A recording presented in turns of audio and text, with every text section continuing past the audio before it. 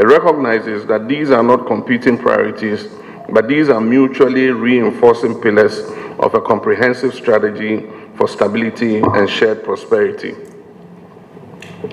Our citizens will judge our success not by the strength of our declarations, but by the tangible improvements they experience in their daily lives.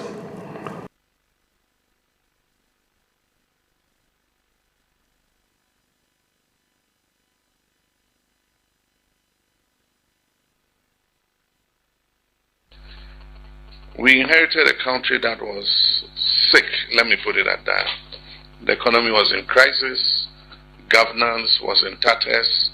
We had so many issues in all sectors, in education, in healthcare, in agriculture. And most of all, we had defaulted on our debts.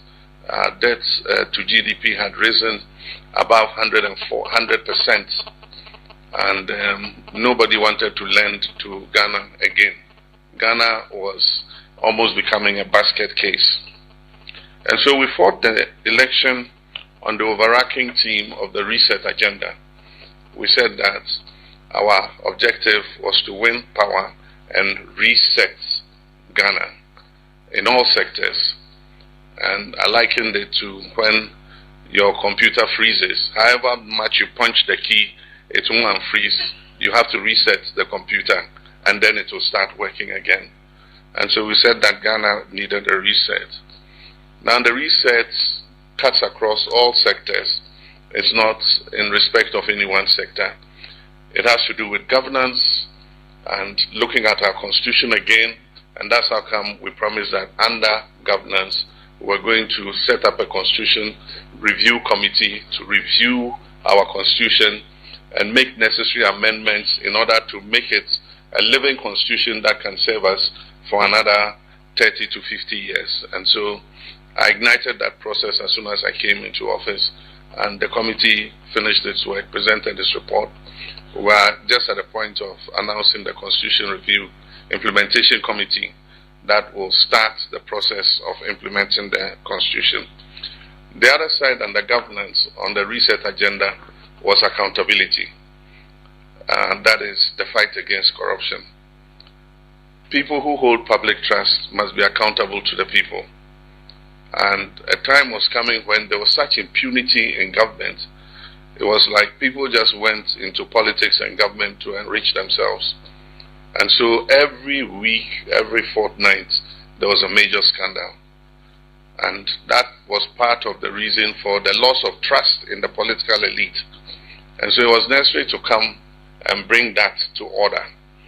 And first of all, to look at people who had abused the public trust and hold them accountable. But at the same time, send a signal to our own people that if you cross the line like they have, you will also find yourself in the same position. We'll have to deal with you. I'll not be happy about it, but it demands that if you also abuse public trust, the law is the law. It must work and hold you to account.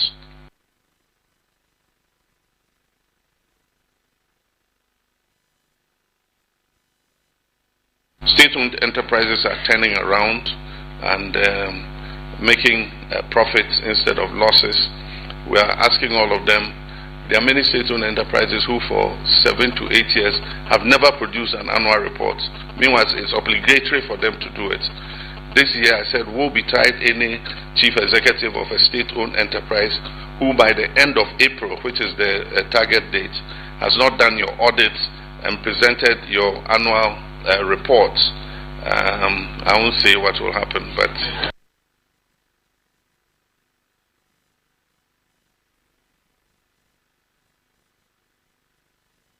across the continent, our youth are driving technology and innovation from fintech to creative industries. However, ladies and gentlemen, this potential is not yet fully reflected in cross-border participation. Fewer than 20% of SMEs engage in export trade. Women continue to face unequal barriers to finance, mobility, and market access.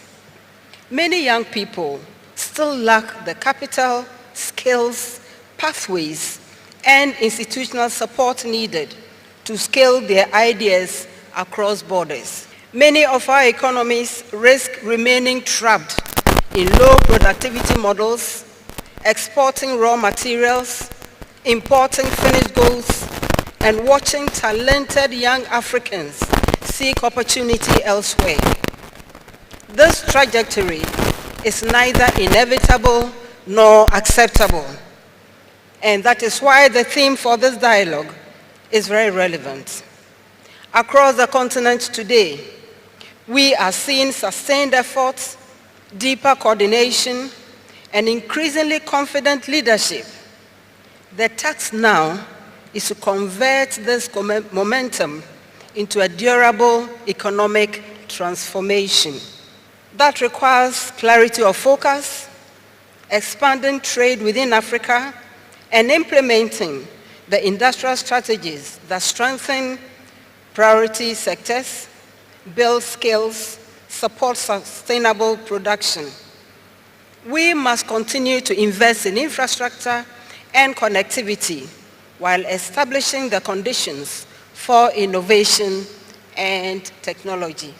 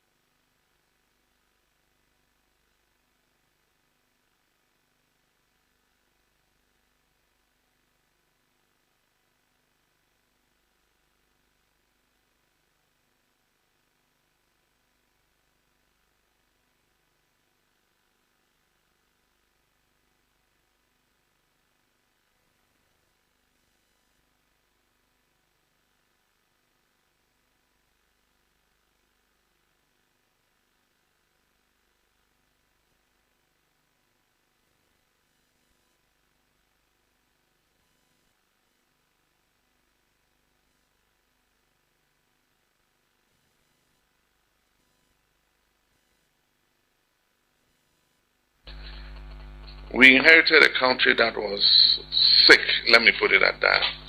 The economy was in crisis, governance was in tatters. We had so many issues in all sectors, in education, in healthcare, in agriculture. And most of all, we had defaulted on our debts. Our debts to GDP had risen above 100%. And nobody wanted to lend to Ghana again.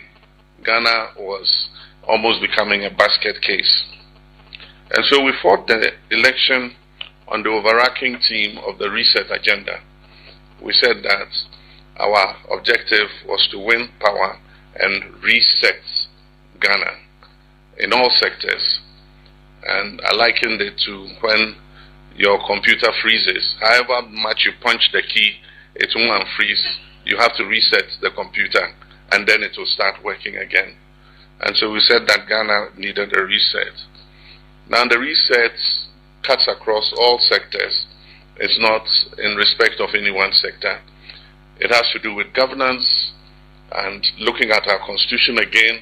And that's how come we promised that under governance, we're going to set up a constitution review committee to review our constitution and make necessary amendments in order to make it a living constitution that can serve us for another 30 to 50 years. And so I ignited that process as soon as I came into office, and the committee finished its work, presented its report. We're just at the point of announcing the Constitution Review Implementation Committee that will start the process of implementing the Constitution.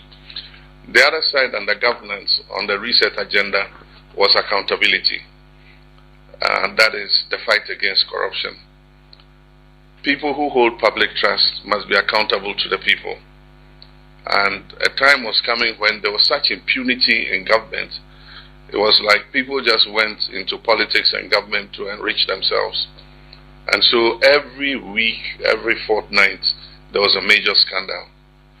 And that was part of the reason for the loss of trust in the political elite. And so it was necessary to come and bring that to order. And first of all, to look at people who had abused the public trust and hold them accountable. But at the same time, send a signal to our own people that if you cross the line like they have, you will also find yourself in the same position. We'll have to deal with you. I'll not be happy about it, but I mean, it demands that if you also abuse public trust, the law is the law. It must work and hold you to account.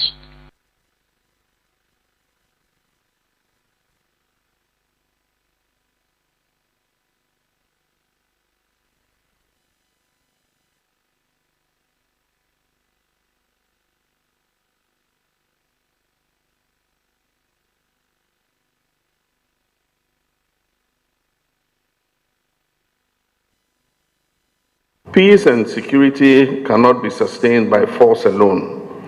In its broadest sense, development is the cornerstone of lasting stability.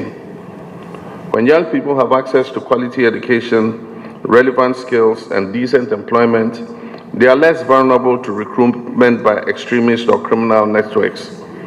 When communities experience inclusive growth and responsive governance, social cohesion is strengthened and trust in institutions is restored.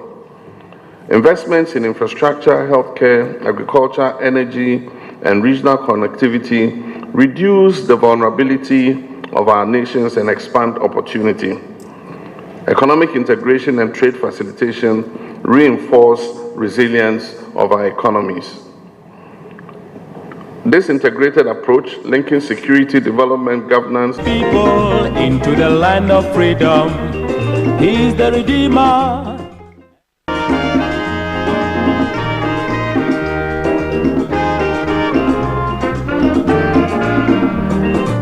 He has labored, he has suffered to lead his people into the land. Thank you very much for choosing Pan-African Television. We are also live on radio, on Radio Gold. Don't forget, we are live on social media. Pan-African Television is the page to look out for on both Facebook and YouTube. You get to watch us live wherever you are. And also, you can listen to us across the globe using any of the radio streaming apps. Just look for Radio Gold 90.5 FM.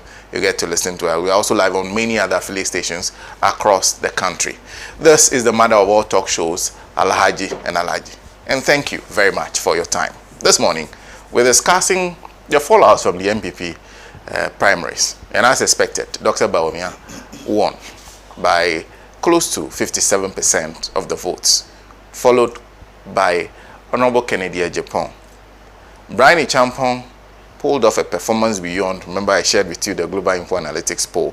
Whilst Kennedy Ejapong reduced by close to 2%, those 2% were taken up by Brian Champong. And of course, followed the Duchum, Dr. Osei Duchum, and then Engineer Kobna Ejapong. That was the order in which it came.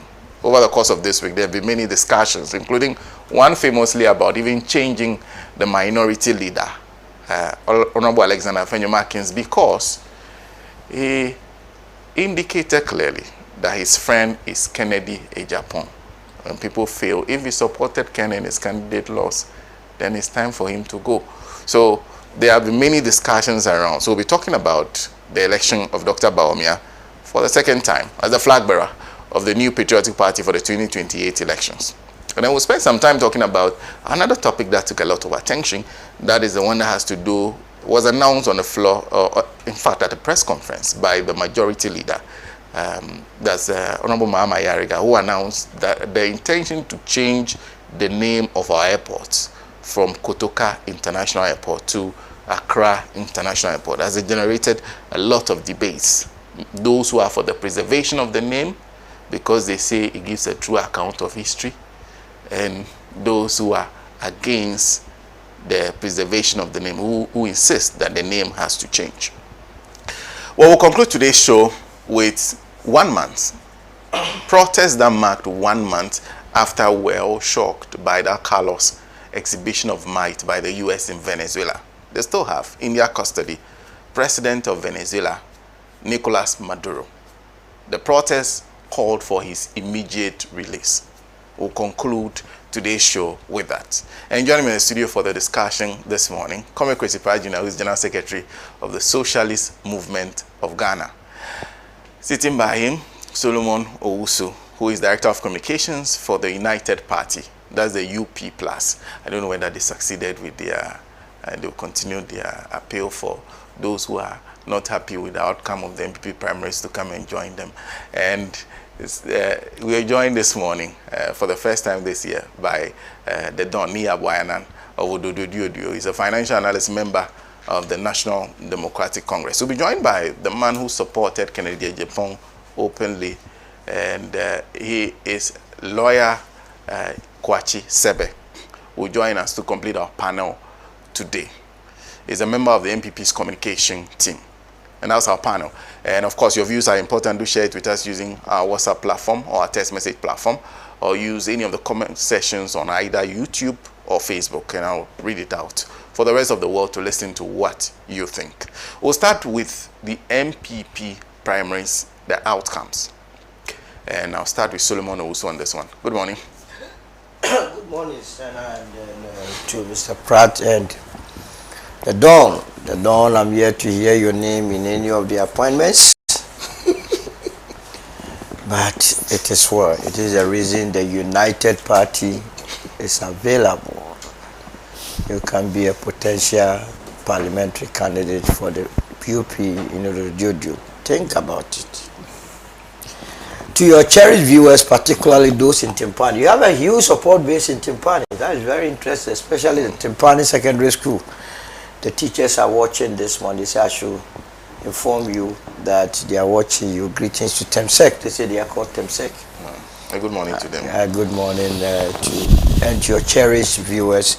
And let me also use this opportunity. You know I'm in black. I express my deepest condolence to Mr. Edward Kwekudua. He was my junior at secondary school. Unfortunately, he has passed to glory, and the funeral is today. So after this show, I will go and also take part and pay my last respect. Sena, I keep hearing people, they predicted right, they got the predictions right, as to what the MPP was going to do was a novelty, was something that was going to produce a different result. How many times did I not come here and tell you that, Sena, nothing will stop Dr. Mahmoud Bawumia from winning the elections? He was going to win. I'm even surprised that he got 56%. It shows how weak he is even within the MPP. Because the elections was rigged immediately. The National Council took that decision that it will be top down. And if anybody thinks that that decision was just an impulse one, then that person does not understand how the Machiavellians operate in the political setup or system. Every indication before election 2024 pointed to the fact that the MPP was going to lose the elections. So the establishment, and once again, people that still think that Nana Akufo-Addo does not support Bawumia, I don't know where they are coming from. His main support and power still comes from the Akufo-Addo faction. So they planned ahead. And one of the ways or determinations they made was that if we lost the election and allowed polling station elections to take place before the flag bearership, it will work against Dr. Mahmoud Bawumia. So immediately after the elections, they have to do that changes to make sure that they conduct a top-down approach. So right then they rigged the elections for Dr. Mahmoud Bawumia, and I was very surprised. I don't know why my brother Sebe is not around. I told him countless occasions. He argued with me. He said, look, Sebe, I was in this party before you, and I know what was going to happen. So I'm sure by now he will be eating humble pie. It was to be expected. But you see, the party, New Patriotic Party, and the elections that took place. I have said that right after the defeat, the report that was issued by the Ashanti Regional Committee that was set up to look into what really happened was also geared towards minimizing the influence of Kennedy Japan in their internal process, because in that report they attributed the entire defeat of election 2024 to Kennedy Japan by linking his utterances, outbursts, to why they lost the election, without necessarily pointing out that Dr. Mahmoud Bawumia himself was the problem of the day. So clearly, the party was not ready to learn anything different. Beyond that report, you remember they embarked on a thank you tour. In the thank you tour, so now you and I know what happened. It was just a trading of insults amongst themselves. And that is one of the accusations that Kennedy Japan leveled against Dr. Mahmoud Bawumia, that he had deliberately engaged young men and women in the party to be insulting him, just to also cause him to react to these insults. So it was building up until the election, the campaign proper, and the election. The campaign proper, I mean, some of the words that came out, if I'm to repeat them here, it will be so mind-boggling that within one family, first of all, they started by telling you and that among the MPP, all of them have sinned. Dr. Mahmoud Bawumia had 16 sins, Kennedy had 10 sins, what's the name? Brian had 13 sins. Educhum was only passing a comment on Assassin Radio. They gave him 7 sins. That nearly cost his marriage. These people, Kennedy Japan was trying to dodge. They gave him 2, say he's a lazy man. So say that this is what. But if you go into the sins, having told us that all of them have sinned, what was then going to happen on the 31st of January 2026 was that they were going to give us the Holy Sinner. So that when they give us the Holy Sinner, the real Ghanaians will go and vote for that sinner in 2028 to take us to the promised land. I heard a young man say that they were not going to vote for Kennedy Japan, someone who needed injections before he could sit in cabinet. I heard Abonye say that the elephant was that sensible than Kennedy Japan. Can you imagine? One guy called Coca, he said that Kennedy Japan was mad. They had opened the skull or something. So it was boiling up. But then Kennedy side also responded. I mean, I heard Osumempa also articulate the fact that Dr. Mahmoud Bawumia was suffering from autism. Hey!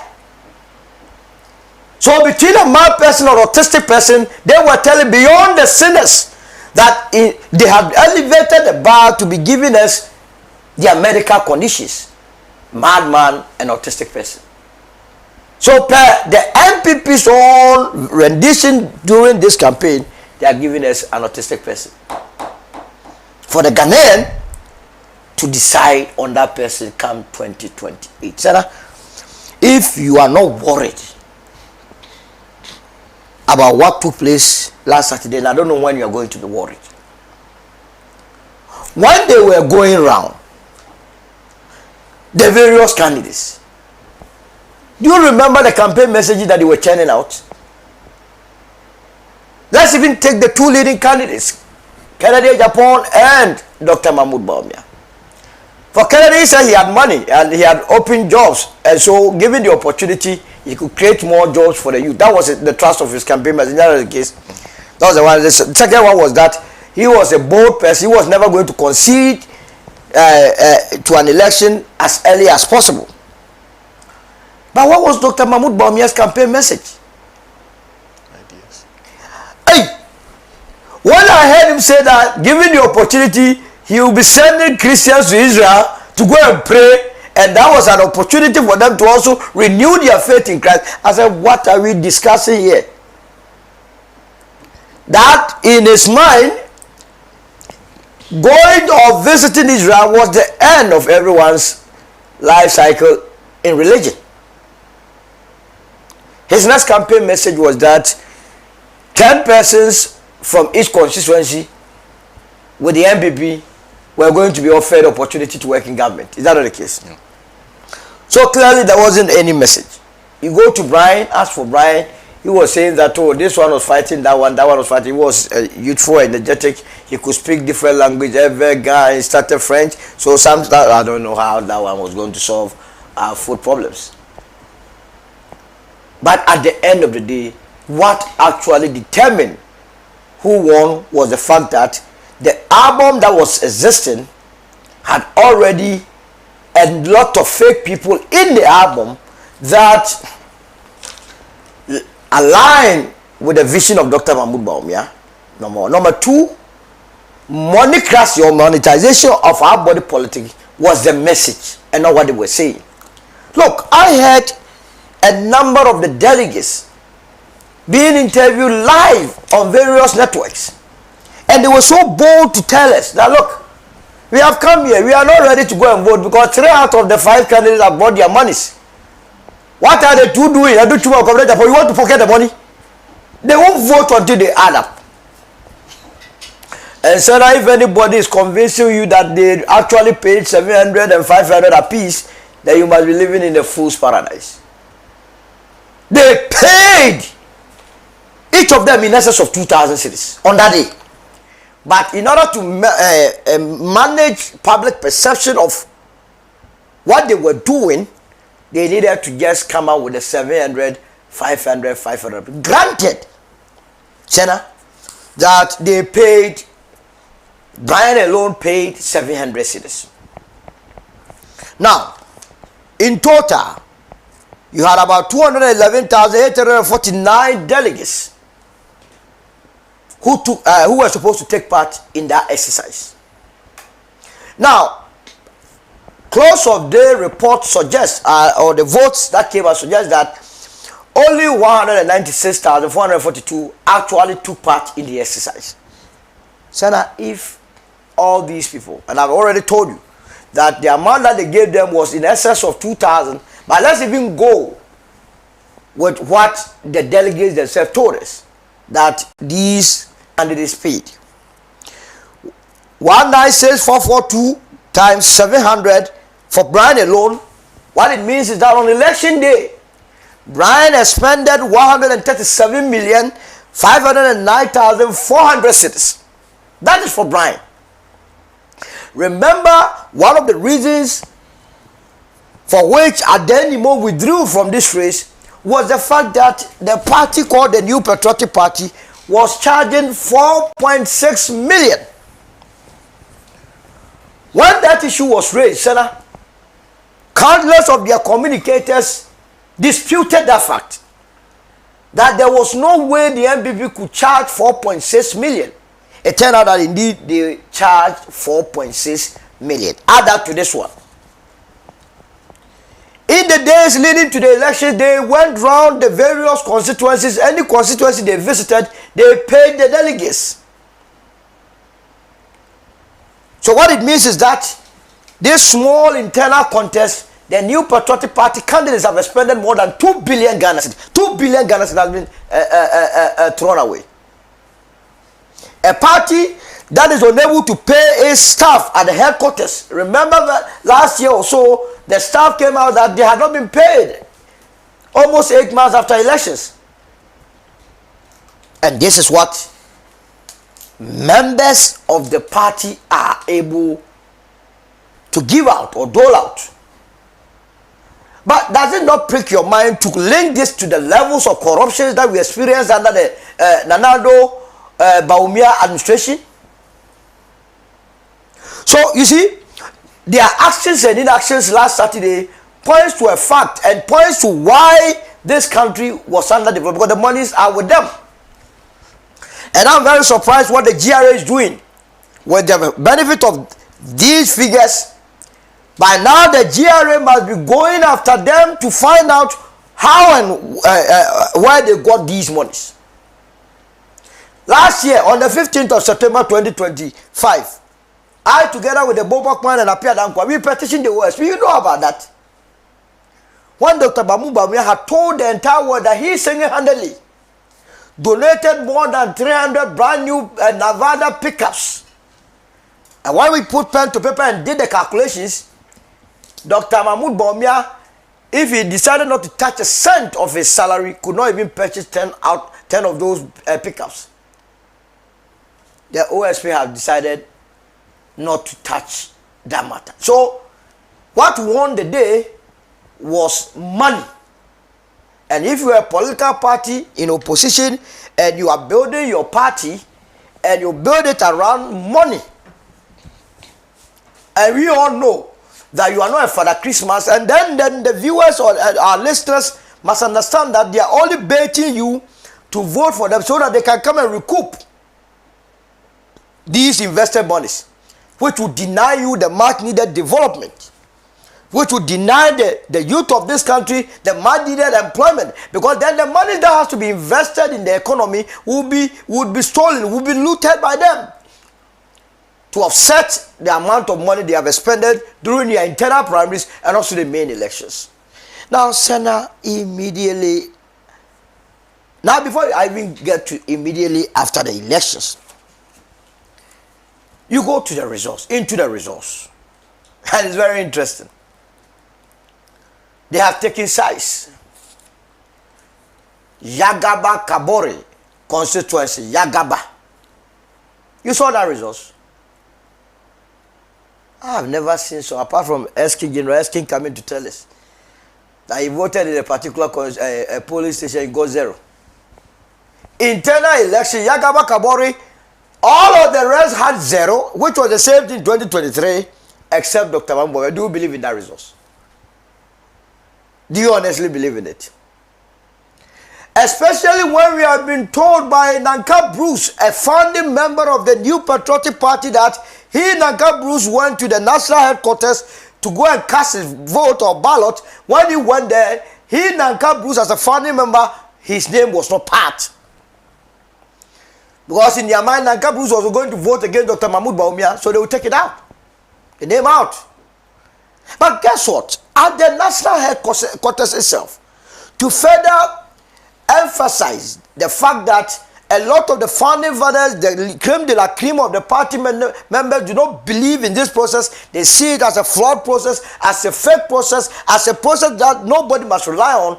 987 people registered to vote at the national headquarters of the party. 987 voters. Senna, guess about close of voting?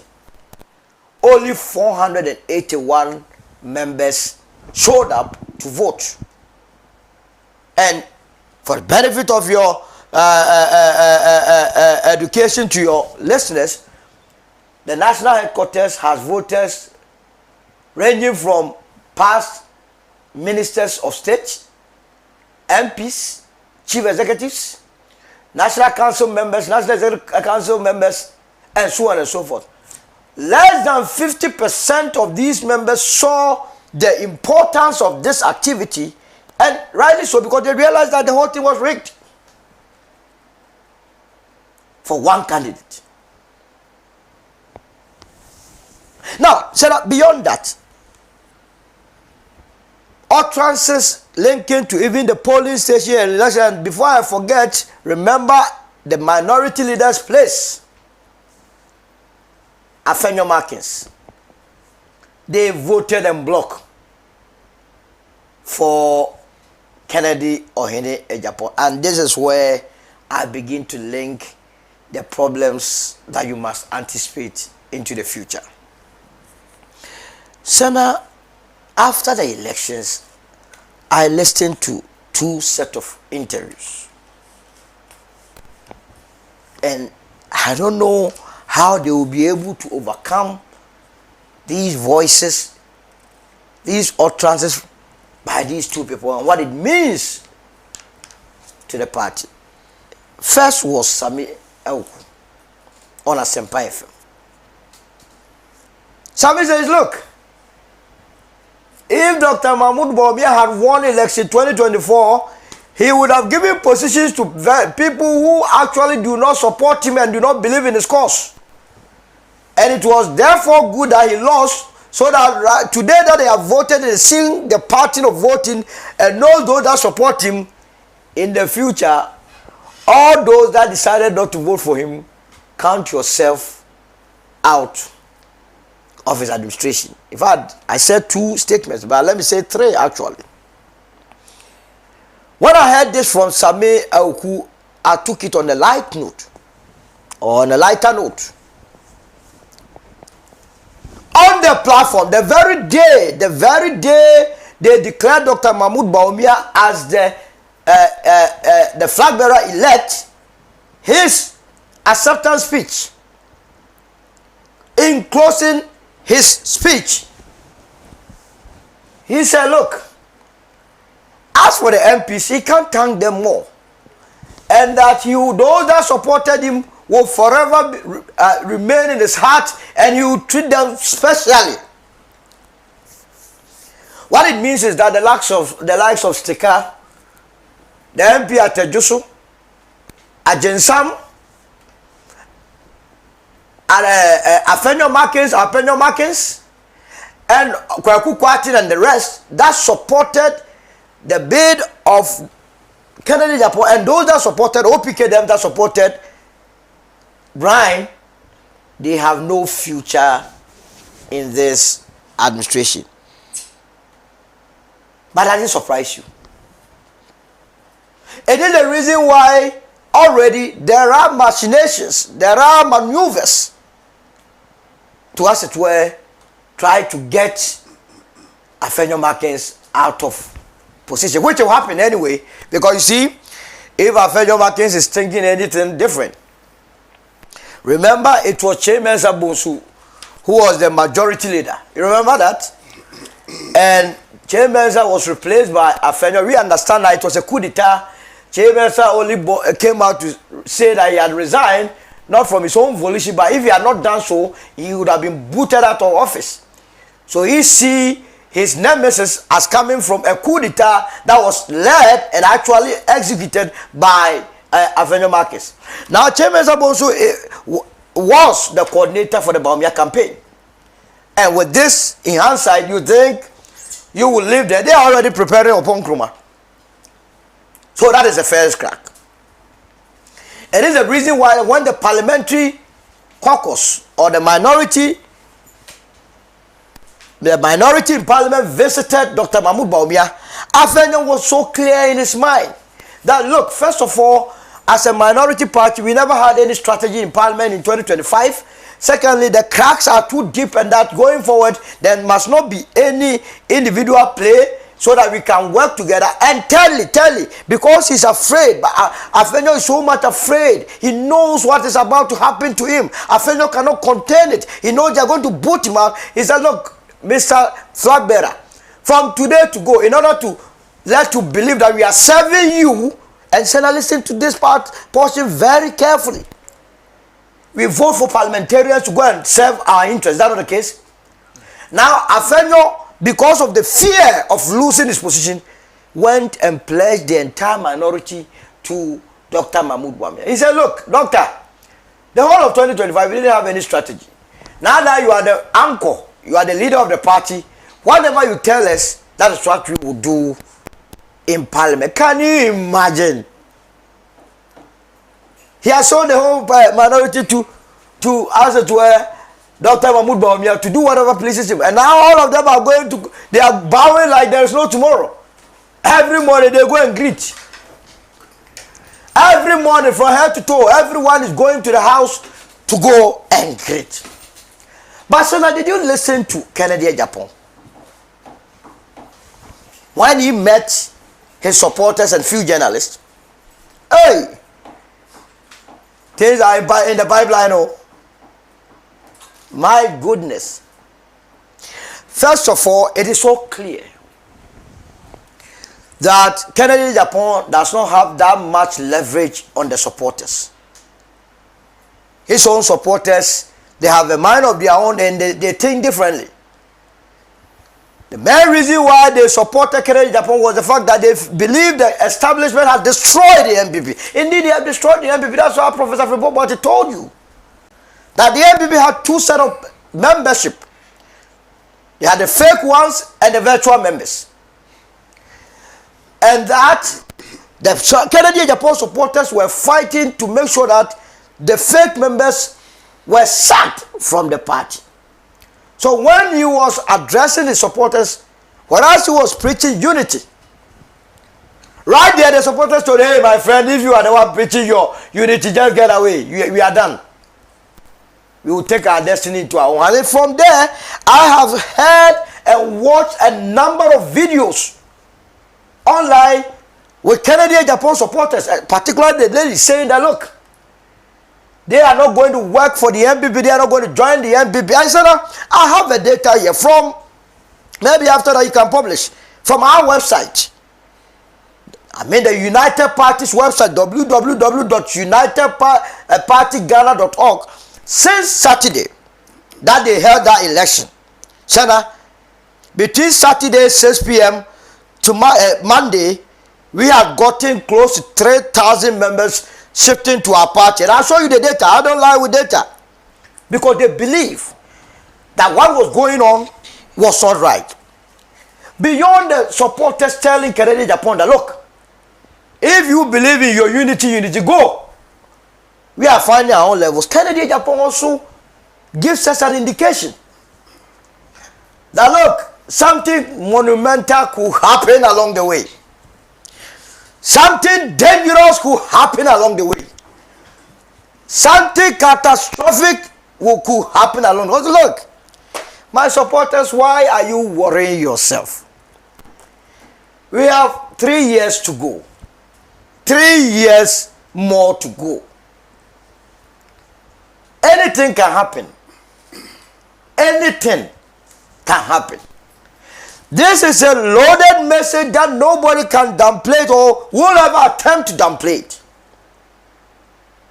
Because, see, anything can happen could mean that, yes, the party can even decide to, as it were, take Mahmoud Bawumia or remove him as the flag bearer, because obviously, and by now they should know that since Saturday till date, the euphoria around town is that this is the worst decision. It's even worse than what they did in 2023 that the NPP are embarked on, settling on Dr. Mahmoud Bawumia. Look, sir, are you aware that there is an upcoming by-election in Ayawasu East? I hope you are aware of that. For the NDC is doing primaries today. The NDC is doing primaries today, right? Yeah. But are you aware that the NPP has already selected their candidate? Yeah. Baba Ali. How many times has the NPP itself, through their communicators or assigns, been able to even bold to project the Baba Ali? They voted for Dr. Mahmoud Bawumia with a view that Dr. Mahmoud Bawumia is going to champion the vision of the party as well as that of Baba Ali in Ayawasu East. Remember, Dr. Mahmoud Bawumia lives in Ayawasu East. And he has been telling us all this while that given the opportunity, he will win the Muslim vote. Thankfully, the Ayawasu East is a Muslim vote community. So they were expecting Dr. Mahmoud Bawumia, after accepting to be the flag bearer of the party, the next Sunday, he is in Ayawasu East, house to house, room to room, campaigning for Baba Ali. Instead, what did Dr. Mahmoud Bawumia do? The next available flight is in the UK, chilling. The man is chilling. Because there is nothing that he could go and say on the street that people would take him serious. I can tell you that he is going to be a lame flag bearer. Is Dr. Mahmoud Bawumia going to campaign on the economy currently? Is he going to go to Ghanaians and talk to Ghanaians about exchange rate? When he had preached to us in opposition in 2013, 2014, 2015 and 16 that there was something called the Donjami exchange rate. You heard that? And that there was a correlation between interest rate, exchange rate and inflation, and that given the opportunity, he was going to turn around the economy of this country, stabilize the city. Indeed, when they came to power, he was bold to tell us that he had arrested the dollar. and giving the keys to the then IGP. What's the name of that IGP? I forgot it, but it will come. You understand? That he was boasting that he had given the keys to that today. If Dr. Mahmoud Bawumia as a flag bearer decides to go out and campaign, how is he going to relate the current exchange rate to his regime? Now going around the country, the campaign was made relatively cheaper for him because the fuel that he used to cause Ghanaians to buy 23 cedi per liter, he was buying it at 10 cedi. How would he be able to go back to the people of this country as the flag bearer of the MPP to say that, look, the current fuel regime, ours was better than yours, and for that matter, look at me and vote. What about the NAPCO that he himself brought? NAPCO, Nation Builders Corp, that a party that had a policy called, a program called the One District, One Factory, they did not see the need to invest heavily in that policy to absorb most of the teeming youth to be employed, but they saw the need to give billions of Ghana cedis, in excess of 2 billion, to a program that they were only paying graduates only 700 cedis a month. How would Dr. Mahmoud Bawumia be able to go back to the people and tell them that, look, the policy NAPCO was better than what they are doing today? What about the debt to GDP ratio? What about corruption? How would Dr. Mahmoud Bawumia campaign on corruption? When in fact his own office, they were identified as being complicit in the stealing of rice. You remember the rice saga? In fact, the office of the special prosecutor has captured it as one of the cases that they are investigating. When they stole more than 10 containers of rice and shared it to Muslims that were fasting.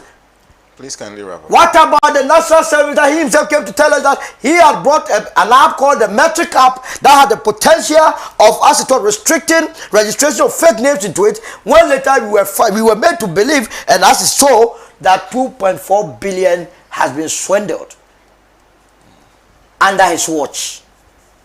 So clearly, the United Party couldn't have been happier with the choice of Dr. Mahmoud Bawumia, because as we speak now, the entire Kusasi zone, what it means is that election 2028, the United Party is poised to sweep the votes in the Kusasi zone. You know, this is not something you are going to run away from it. There is a rift between the Mampusis and Kusasis. So the MPP has deliberately said that, look, we don't want votes from one session. That's what it means. So we are happy, and I can say without any fear of contradiction that election 2028 will be one of the keenly contested elections between the United Party and any party that performs. Maybe the two of them will be playing relegation matches, but we are very much focused, and that expect surprises. I'll end it here. Thank you. Thank you very much. Solomon Owusu is Director of Communications for the United Party. I'll come to a man that believed that Kennedy Agyapong will be second time lucky. He will be given the opportunity to lead the party into the 2028 elections. Kwesi Kwachi Sebe, who has joined us. But before that, a few comments, those of you joining us. This is from Rutherford, who says, we understand that an average Ghanaian's level of education is junior high school. So the population of our beloved country is not interested in big words in English, but to be able to put food on the table, to be able to fuel their vehicles. And he says, for example, I started listening to your show when I came to the university in 2011 in Accra. But before that, I understood the economic situation of this country. So an ordinary Ghanaian will look at the economic impact on their lives. So what we are looking at is the economic implication for the next generation. Thank you. That's Rutherford who sent that. There's also this one says, I'm Kweku Yeboah from Bechele. It is only zombies who did not know the top-down approach of MPP meant a done deal for Bawumia. Secondly, Afonyo should just resign and save his integrity, because whether he likes it or not, Bawumia will sack him. The man is very vindictive, more than his boss, Nanado. That's coming from Kweku Yeboah, who sent that from Bechele. This one is from Eric Okonu at La Paz, who says, Dr. Bawumia elected again as MPP flag bearer is the same old cassava. Nothing will change. Please ask Bawumia for me how much was the dollar rate and fuel prices before they left power, and how much is it now? Thank you very much, Jericho. And then also from our WhatsApp platform, says, this is Kucho from Inshazogo. Please, Sena, the issue of Dr. Bawumia leading MPP, it is NDC, okay, NDC is happy. No comments. But about changing names all the time, is it not causing financial loss to the state? Because if there's a change, everything must also be changed. Our leaders must sometimes think deeply. Thanks. And that's from Kucho who sent that. Thank you very much for that comment. I just got one from Alasan Hamdan in the South who sent this. He says, a flag bearer who cannot speak about inflation, the dollar, Ghana's public debt, and the economy. Is he even a flag bearer? He is only coming to ask for forgiveness from Ghanaians who are currently buying for at lower prices, enjoying reductions in the price of goods and services, and benefiting from numerous improvements under this administration. Right. Good morning. Good morning. I hope you're well. I'm good. Let's hear you. Yes. Good morning to Comrade Kwesi Pratt, my own brother Solomon, and Nianan. And a very good morning to all our listeners and viewers. The MPP's primaries for the election of our flag bearer is over. And first and foremost, I would like to thank the delegates for the peaceful manner within which they conducted themselves. Very peaceful. Secondly, I also want to thank the police, Ghana Police Service, for providing adequate security. 70 policemen and officers at a polling station, although not all the polling stations had that number. It's very encouraging, and we will thank the IGP especially for that, and all the police, the entire police service. The MPP has shown that yes, we believe in democracy. This was a very heated contest. Sen, I told you always I was going to bring victory to you, to this studio, with Kennedy Japan winning. Unfortunately, that did not happen. Now we have a flag bearer, Dr. Mahmoud Bawumia, and we are all rallying behind him. If anybody is thinking that his party is going to survive as a result of Dr. Bawumia becoming a flag bearer, then that person will be laughing at the wrong side of his mouth.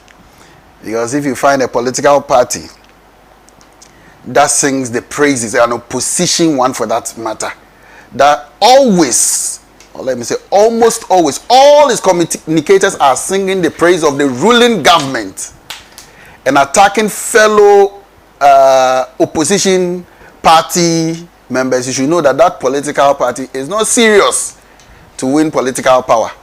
So we don't have any kind of muzzle to join them, because an opposition, a political party is there to win power. So my brother Solo should relax. The MPP, because he just made your comments, I say you should relax. Yes, because the MPP is united and we are ready to capture power 2028. Some are trying to downplay this great feat that the MPP we have achieved. This is an election that no incident, let me say, was recorded. So if we have the opportunity and we fail to speak about it and congratulate the New Patriotic Party for the massive show of democracy, then I find it a bit unfortunate. I think other political parties have learned their lessons from what you've done. Yes, not all the decisions that our leaders took prior to the elections was satisfactory to some of us. But you can't get it your way all the time. So we accepted it and we moved on. And we believe, at least for now, for all we know for now, that the elections was conducted in a free, fair, and transparent manner. When you go for an election and it is that free, fair, transparent, and you lose, you just have to accept that yes, I went for an election and I lost. I didn't want this result. And granted the opportunity, even today or tomorrow, I'll still support Honorable Kennedy Agyapong because I believe in his vision. And I believe he's the man Ghana needs at this stage. But the delegates have spoken. And they've given a resounding victory to Dr. Mahmoud Bawumia. And as a true patriot, what we do is that after elections, whoever comes out victoriously, we all go support our flag bearer and work to capture power. So they should know that we are ready for power. I have sat with the one I supported, Honorable Kennedy Agyapong, a day after, yes, that was a Sunday, a day after the elections, yes. I was with him for about 6 hours. Some of us were there. We had a very fruitful discussions. And I can tell you for a fact, SENA, that Kennedy Agyapong is in high spirit. And he is the one who has even encouraged some of us to come out and still speak for the party. Kennedy Agyapong, right after the election, Sunday, Monday, he started his duties. And I can tell you on authority that Monday, he started the construction of 2 new factories. 2 new factories. And we are all going to bear witness as time goes on. I would like to congratulate Dr. Mahmoud Bawumia for winning these elections. And he should know that we all support him. You see, it is an election that we went to. In an election, there are jabs here and there. You can't go for an election and expect the opponent to just keep mute and let all the things that you say go through. No. So you throw jabs here and there, but at the end of the day, we all come together. I never voted for His Excellency John Dramani Mahama. I never voted for him. Doesn't mean he's not my president. He is my president. And I see him as such. He won with 56-point-something% of the votes. His Excellency John Dramani Mahama. Doesn't mean that he's not the president, or doesn't mean that he's not having the support of Ghanaians. So anybody who says that because Mahmoud Bawumia had 57, some people voted against him. So no. You don't go for any election and get 100% votes. No, it doesn't happen. So all those things that are being bundled around cannot be true. The issue with money.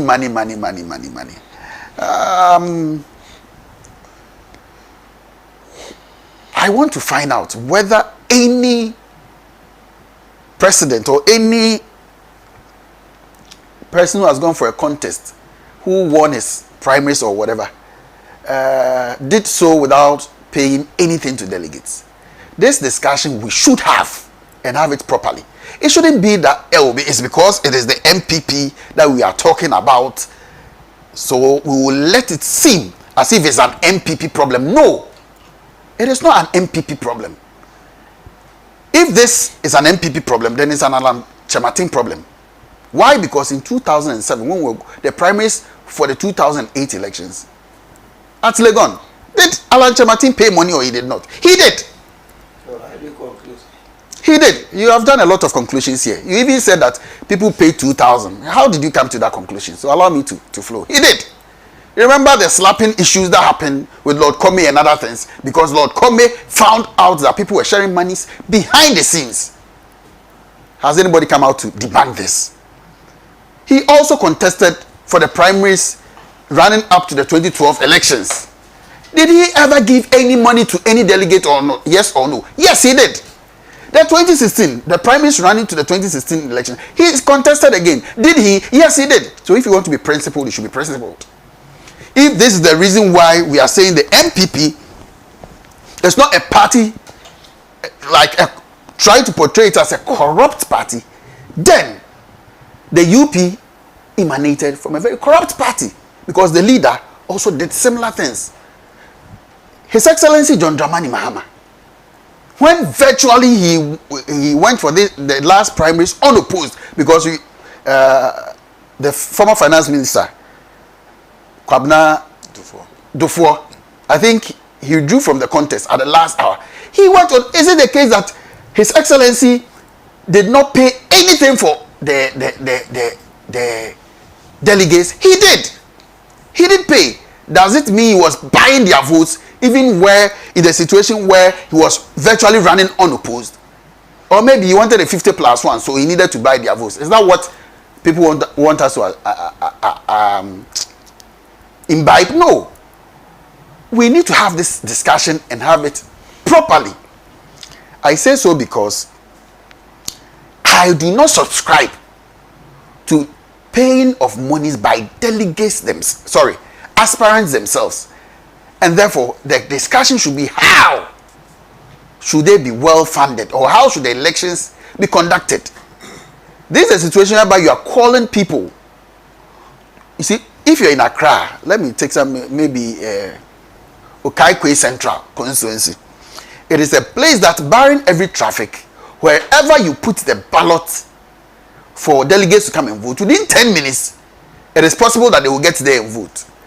But when you go to other places, especially in the north, where the geographical space of one constituency is so huge, and the person needs to travel hours before he gets to the polling center to vote, that person at least should, I think his transportation and probably feeding, taking care of their transportation and feeding shouldn't be his burden. Let me put it that way, because some of them, we sit in Accra here, and it is very easy, SENA, for you to just order boat if your car is not available and move to anywhere you want to move to. But that amount of money that you will spend on boat, say 100, 200 cedis a day, to somebody somewhere could be a life-changing sum to him.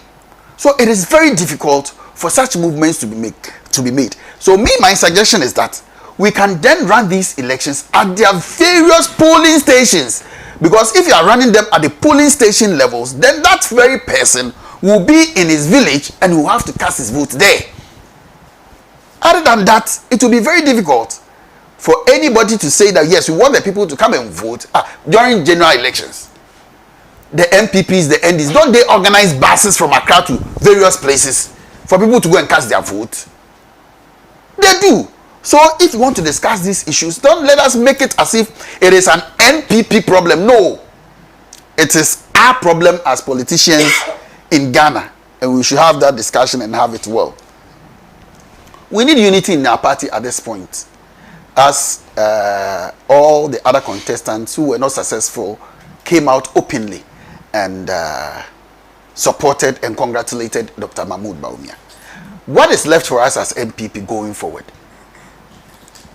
is, especially for Dr. Bawumia, and not him alone, but the followers as well, to extend that olive branch, to bring on board all the people who were not for him. That is where the problem is. Whether we succeed or we fail, because there are some comments that I agree with my brother Solo, made by some of Dr. Mahmoud Bawumia. I think he mentioned Samia Uku, Honorable Samia Uku, which that such comments are I don't know the kind of words I should. Very poor statement. It's a very unfortunate statement, because the position we find as politics is about numbers. We need everybody on board. Here we are with my brother Solo, that we're all working in the same party together, now with the UP and working for UP. He will not go alone. After all, he has even lobbied me, and that's the work. I've been lobbying him. He has been lobbying me. I know we've been lobbying each other. That is politics. So if he had been successful with me, I would have been in the UP by now. And if I'm going to the UP, then some people are also following the UP. So we should be very careful with our statements, our comments. There are some that I don't even want to mention their names. Very high personalities in MPP who are also making similar statements, which will not help the unity of NPP going forward. And I think it is something that they should watch. Because when I compare the speech given by Dr. Mahmoud Bawumia in 2023 to what he gave this year, I see a new Bawumia who is ready to bring all on board for us to work together. So now I can tell you on authority, on the day of elections, after Dr. Bawumia was victorious, he met his caucus members and made a statement there which shows that he is ready to rally everybody behind him. So that is the spirit I expect from the Dr. Bawumia team to exhibit, so that freely we can all join the race and project our flag bearer. Why?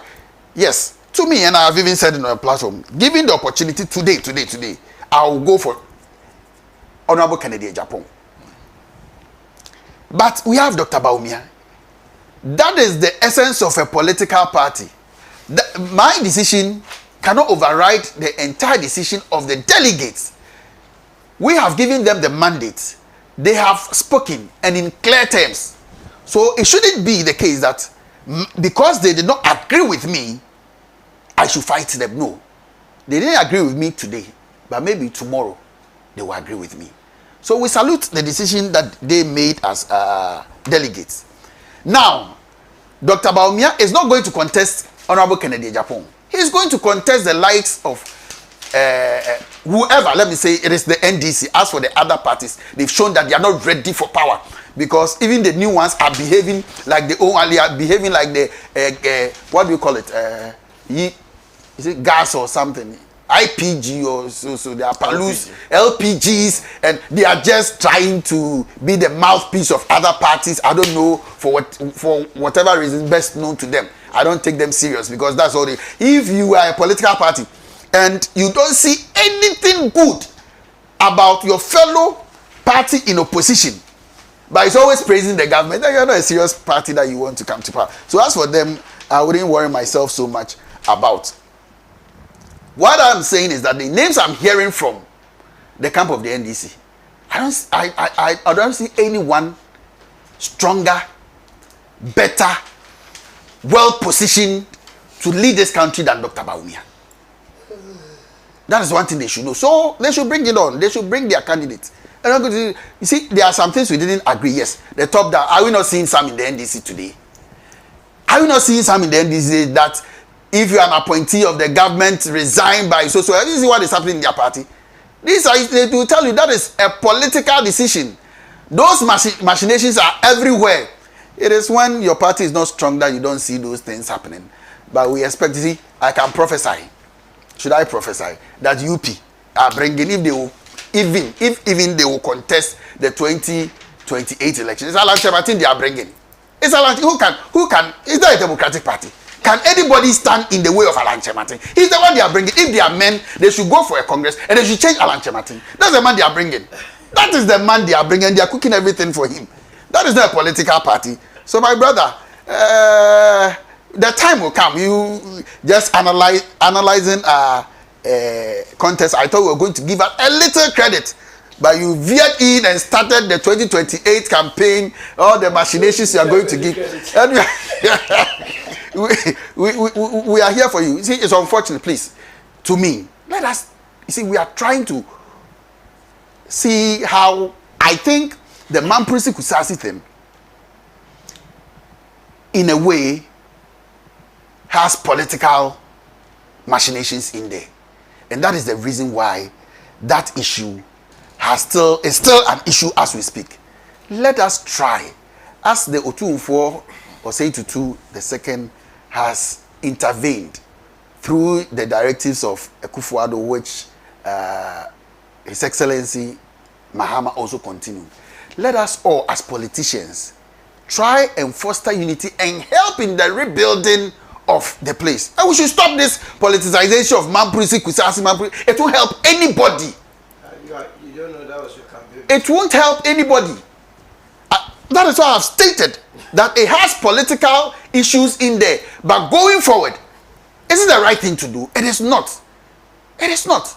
So we should come together as politicians and help maintain peace over there, and not to just throw in comments because you think it's going to help or it's going to disadvantage an opponent probably you dislike so much. So we should use somebody's life to play politics. No, it shouldn't be so. So let's be very cautious when we are bringing in the Mamprosi, Kusasi matters. The place is experiencing some level of peace. We should rather help than to stoke much more fire into it. SENA, I have a lot to say. Thank you. I'm not sure the charm offensive and the lobbying will stop from Solo anyway. So he's better off joining me. I don't what I said. I know you will. Anyway, this is from Stephen Kukubo, who says Dr. Bawumia's candidate shows clearly that MPP is not ready to win 2028 election. United Party is coming strong and stronger. UP, Ghana first. And I salute Mr. Solomon also for the good work. There's also more. This one is, okay, I've already read Alhassan Hamdan's message that he sent through our WhatsApp platform. The God Papa says, so if Afenimaki and Kwa are insulting and fighting in parliament, it means Bawumia asked them to do that.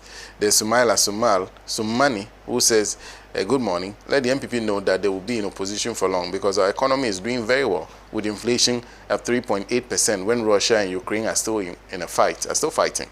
Something that was preventing MPP from doing well, especially for Ghanaians, now helping NDC to manage the same affairs. Francis Gordon is also joining us, says, good morning. Dr. Bawumia on his re-election to lead the MPP. Oh, congratulations to Dr. Bawumia on his re-election to lead the MPP once again. But one thing remains clear.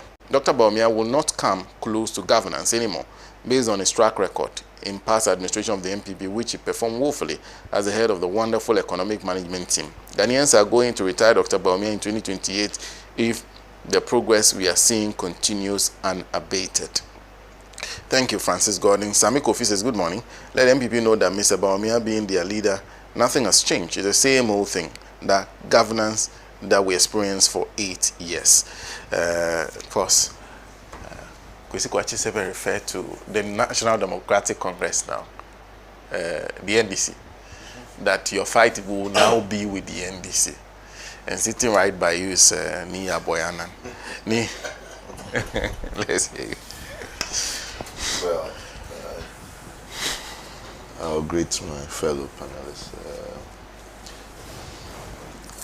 I'm here for the first time the entire 2026. So let me also greet my brother Solo, who had a good Christmas. Anyway,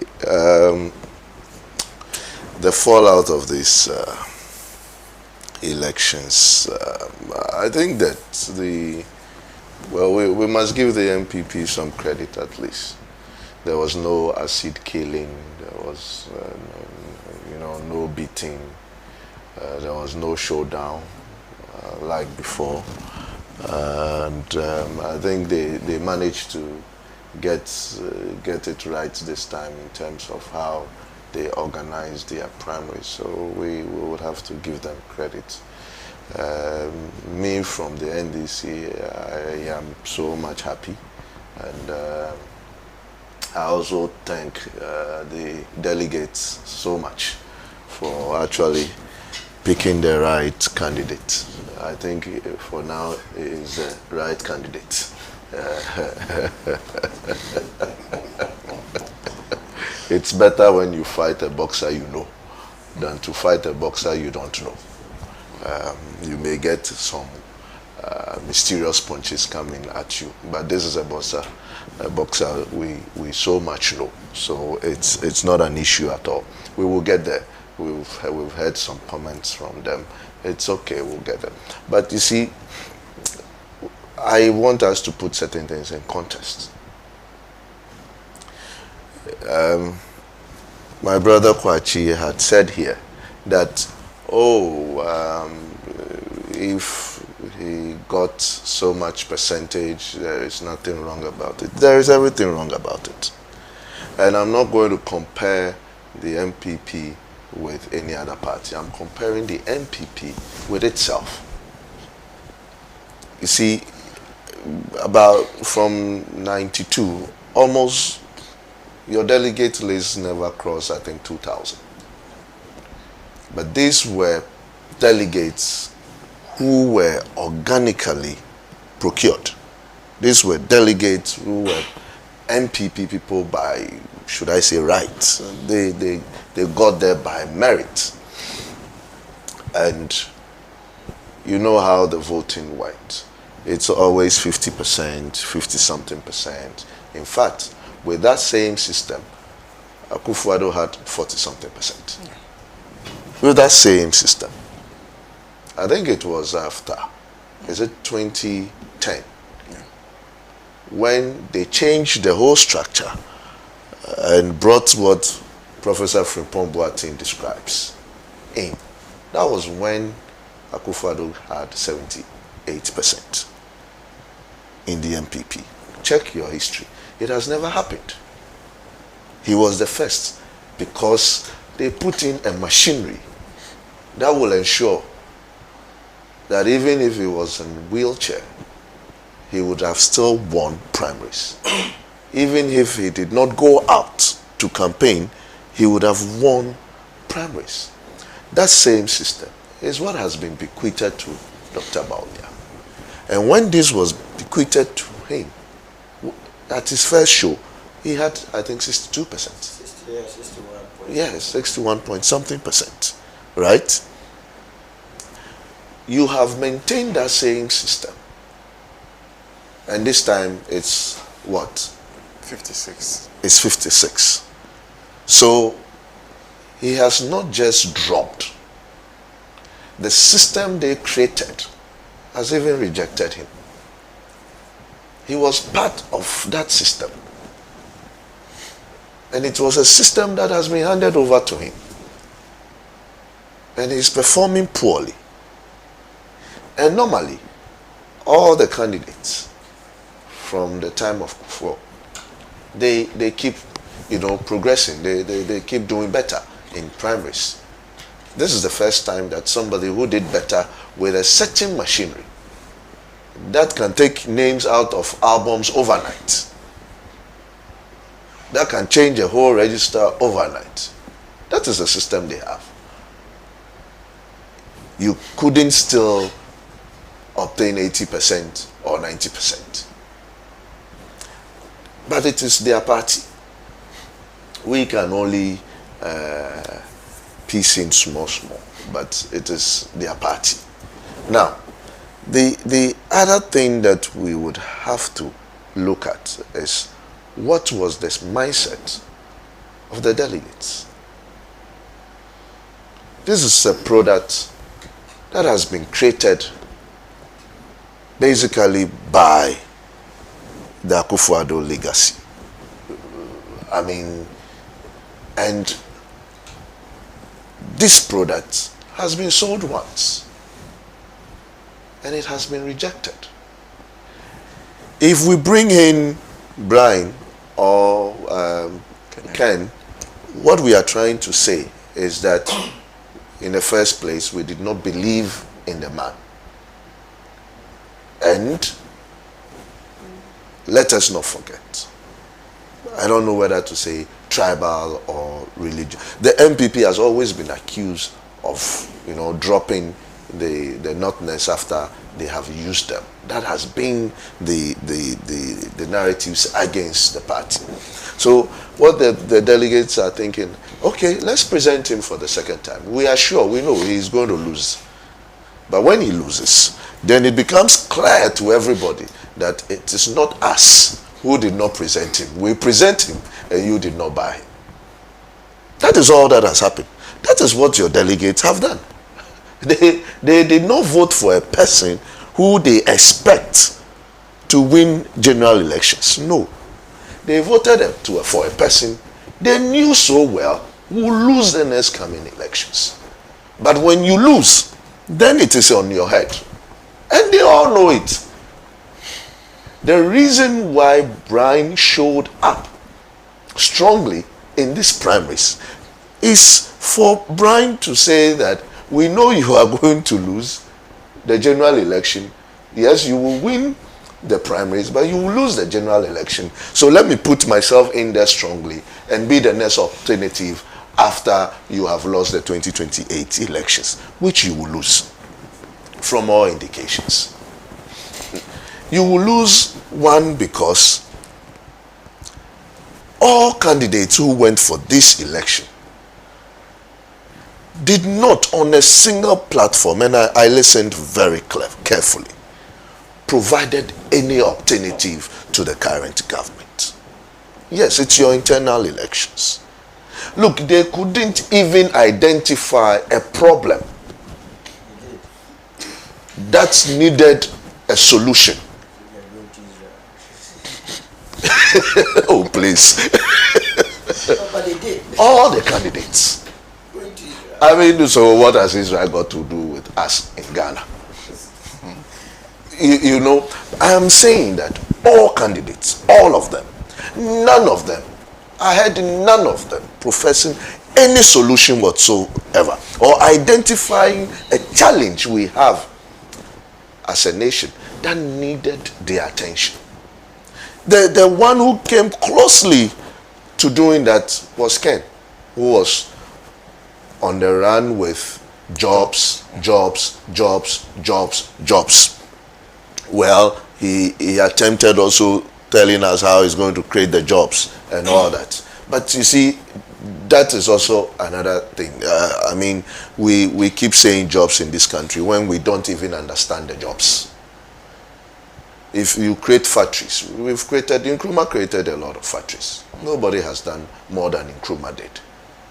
But where we miss the point is that our agricultural base was not linked to manufacturing. So although we were manufacturing, we still needed a lot of imports to do manufacturing, which again puts us in a position where we have to so much rely on the foreign currencies, which affects our currency itself. So there are issues there. But we could say that yes, he clearly identified something that he spoke on. But look, on the plain platform, that was not their interest. Nobody, and why I say so is that none of the aspirants, even with what Ken said, challenged Ken that, oh, these jobs, this is how you do it better. So it was not a conversation among people who really were coming with the interest of making sure that this country is at a better place than it is. No. They were coming with a mindset of being a president and having the largesse of the office of the president. That is all. Ghana was never in the picture. It was not in their interest at all. Because even the man who was talking job, no one engaged him on that. None of them. None of the aspirants. It is to say that, Maza, this is not what we needed. And how do you expect Ghanaians to vote for you? Now, the delegates have done well. They've elected Dr. Baumia. The issue here is how, I'm just looking at how the NPP is going to rebrand Baumia to the people of Ghana, as to say that he's capable of managing an economy. That is where I am at a loss. How you are going to do it? You have nice strategists in there, but we know them. And I look at them and I ask myself, how are they going to tell us in any way that this man who failed at it, who failed at managing this economy, is now all good, is back, he's read his books, he's recollected what he was taught in finance and in economics, and now he's going to do better than he did as a vice president and the head of the economic management team. Well, I did not say he was the head of the economic management team. They said it, and they mentioned the people under it. I did not. He said it. He said it. He in fact mentioned the people who will support him on that platform to do his work. So please, that one, it is not, I don't know what is called mate. It was a ticket of a president and a vice president. And I knew that my vice president then was responsible for managing this economy. That went into tatters. That he managed so badly. That is what we are talking about. I am saying that before he became vice president, he has gone out there, touted policies, criticized the then government, right? And professed some solutions. He had opportunity and he couldn't justify why he said in one of his lectures that when you play politics or propaganda with the economy, the currency will expose you.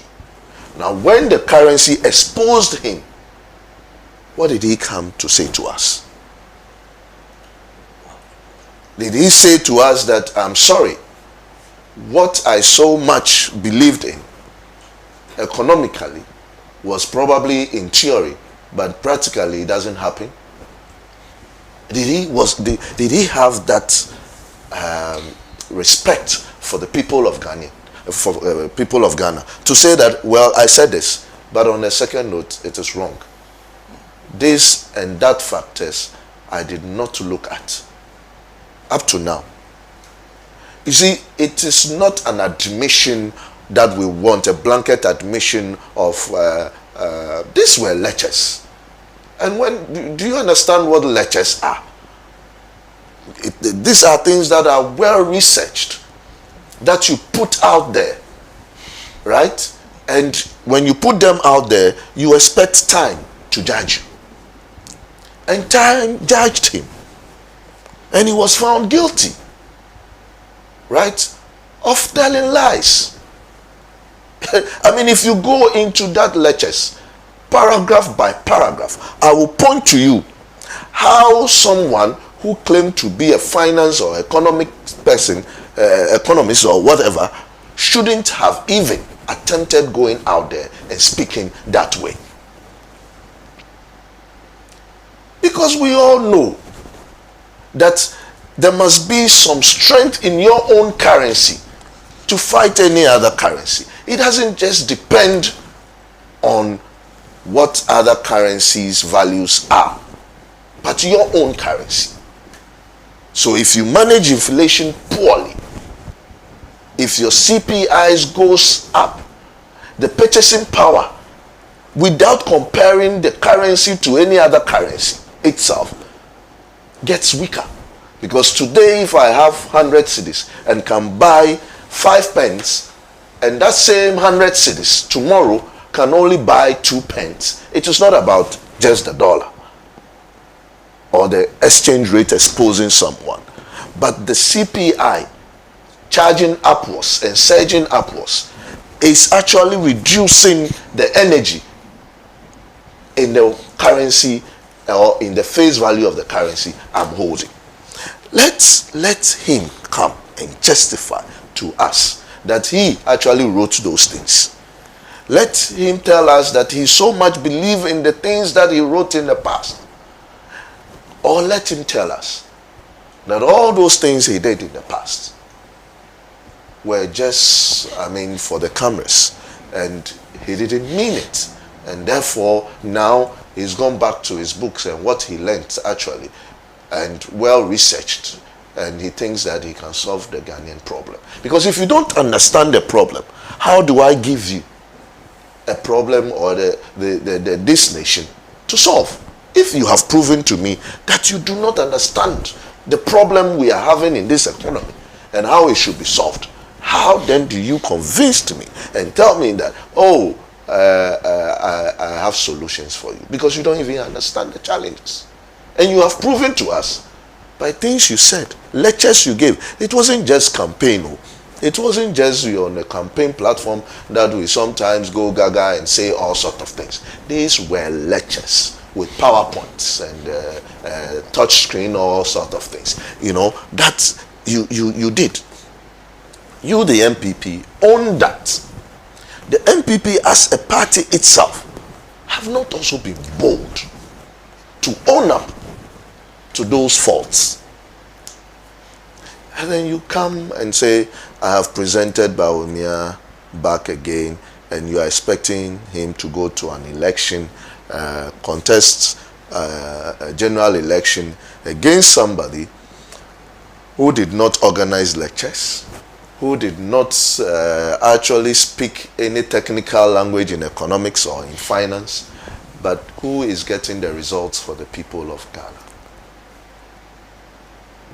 The CPI's deterioration has significantly improved. Significantly improved. Our currency has significantly gained strength and seen a lot of appreciation. Right? Our borrowing rates have reduced. The cost of borrowing in Ghana today has reduced from what it used to be. And so I am saying, what is their position in terms of the economy, for which they are bringing as an economist or somebody who is finance savvy? What do they have? What have they identified? That candidate you have brought to us. How are you going to sell the candidate for the people? Well, we will wait and see how they sell him, because we are so much prepared for him. I tell you, he's a boxer we know, and we know him so well. You know, after all is done,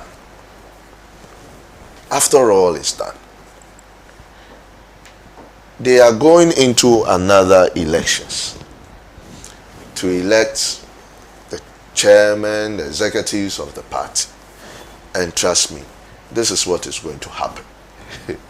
The brutalities will start here. Where everybody suspected of siding with the other two, mainly Brian, and then as for the other two, there are also other two, they don't really care about them. Edutrum, and they don't really see even them in the elections they went to. So that is so that thing. But for the main two, that is Ken and Brian, this is where the targeting will start. And so you see all the people who want to be chairman, some of them going close to Bawumia and all that, and others have also stayed off basically. And they are going to elect people who will tell or told their lie, right? And this is the Akufo-Addo legacy, who will told their lie.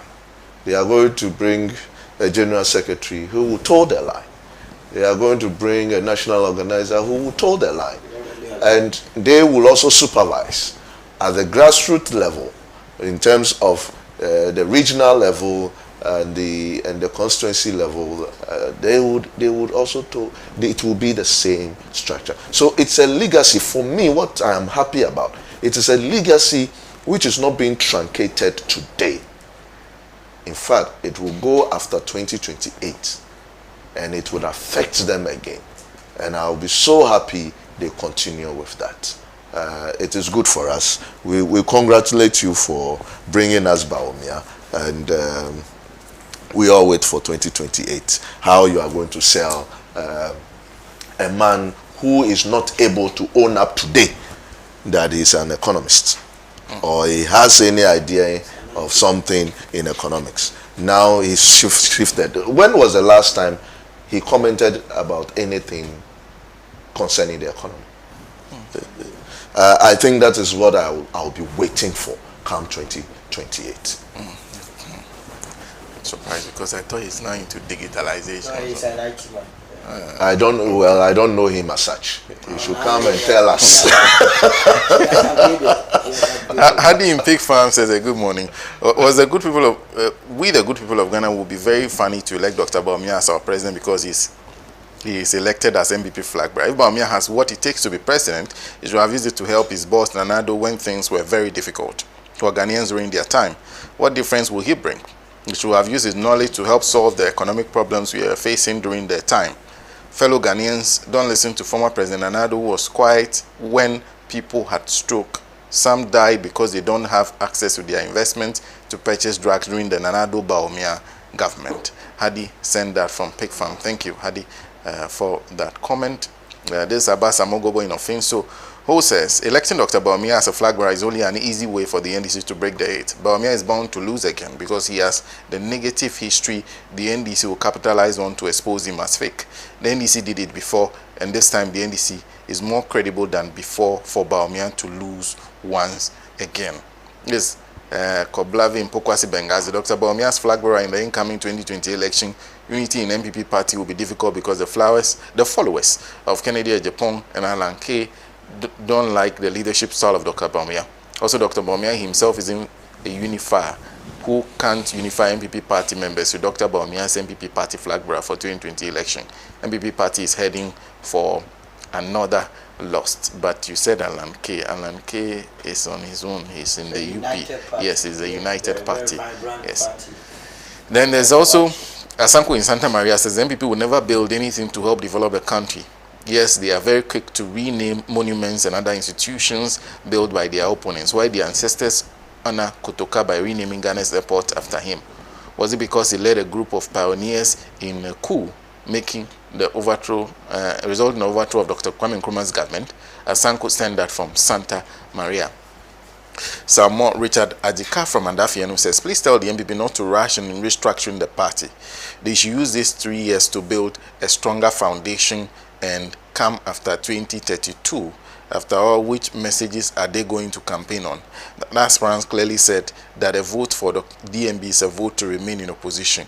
Forward ever, backward never. Richard Ajika sent that from Adafian. Before I come to Mr. Pratt for his thoughts on this particular issue, this one says, from Kwesi Gameli, Abutiaklu, in the Volta region, what is the MPP man saying?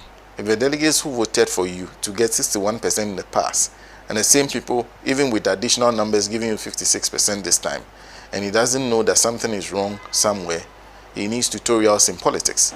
They shouldn't have from the fact that the center of the MPP cannot hold. They should reform with another name. That's Kwesi Gameli who sent that. Thank you very much. This one's Elusena. Sorry to digress. Okay, sorry. Maybe some other time. Musa Abato is also joining us all the way from Asawasi. Says, for us in the NDC, the election, the Dr. Bawumia as the flag bearer is a welcome news. Over the years, he has built a record filled with untrustworthy information and a serious credibility crisis, and this will be exposed to Ghanaian leadership, the Ghanaians. Leadership, especially when seeking the highest office of the land, must be based on honesty, integrity, and trustworthiness. These are the qualities Ghanaians deserve, and they must guide our choice in 2028. Sends regards to the Chief of Staff, Mr. Julius Debra, and also more from says, I will support Solomon's analysis that anything can happen after Mahmoud Bawumia has been declared flag bearer for the NPP. Indeed, many things, including Bawumia being arraigned to defend the $12 million Kwalugu Dam saga. The Attorney General was waiting patiently for the result, and once Bawumia goes to court, automatically disqualifies him as MPP presidential candidate for 2028. No, I don't know which law does that. Well, let's listen to what Mr. Pratt thinks about this whole issue of the MPP primaries, what has happened, and where next for the party. Comrade Pratt. Yeah, I've heard all kinds of commentaries about the NPP internal elections to choose a presidential candidate. And what I've heard most of the time is congratulations for the holding of a peaceful elections. As a matter of fact, the day after the elections, I also congratulated the New Patriotic Party for holding elections which turned out to be largely peaceful. I've heard many people say that there were no incidents at all. On the day of the election, I heard about 2 incidents. They were minor, they can be ignored, it doesn't take away the beauty of the elections. But to say that there were no incidents at all is not true. You know, so there were some incidents which can't be ignored. Again, commentary in the elections gives the impression that nothing has happened in the NPP, and that the NPP, which won the 2020 elections, is intact and is still that NPP and so on. But there has been a clear, major event in the New Patriotic Party. You know, as we speak, one of the kingpins of the party, and it doesn't matter whether you agree with him or you dislike him and so on. In 1991-92, I was keenly aware of the role that Mr. Alan Martin played in establishing the New Patriotic Party. You understand? I'm aware of what he did to raise funds for the party, contributions that people like him made, even in shaping the philosophy of the party as well. So he's a real kingpin of the party. Now, if you consider the fact that he actually had run to be presidential candidate of the party and nearly pushed the elections into a second round, you cannot ignore him. Now, this figure and his supporters have left the NPP. They've not come back to the NPP. Okay. So they talk about unity of the party, they talk about the fact that the party is intact and so on. It's defective. You understand what I'm saying? Yes, you can talk about the unity of the party now, without Mr. Chairman Ting. But then we have to realize that a substantial part of the party is no longer with the party, and there are no indications that it's coming back to the party. So that's an important point.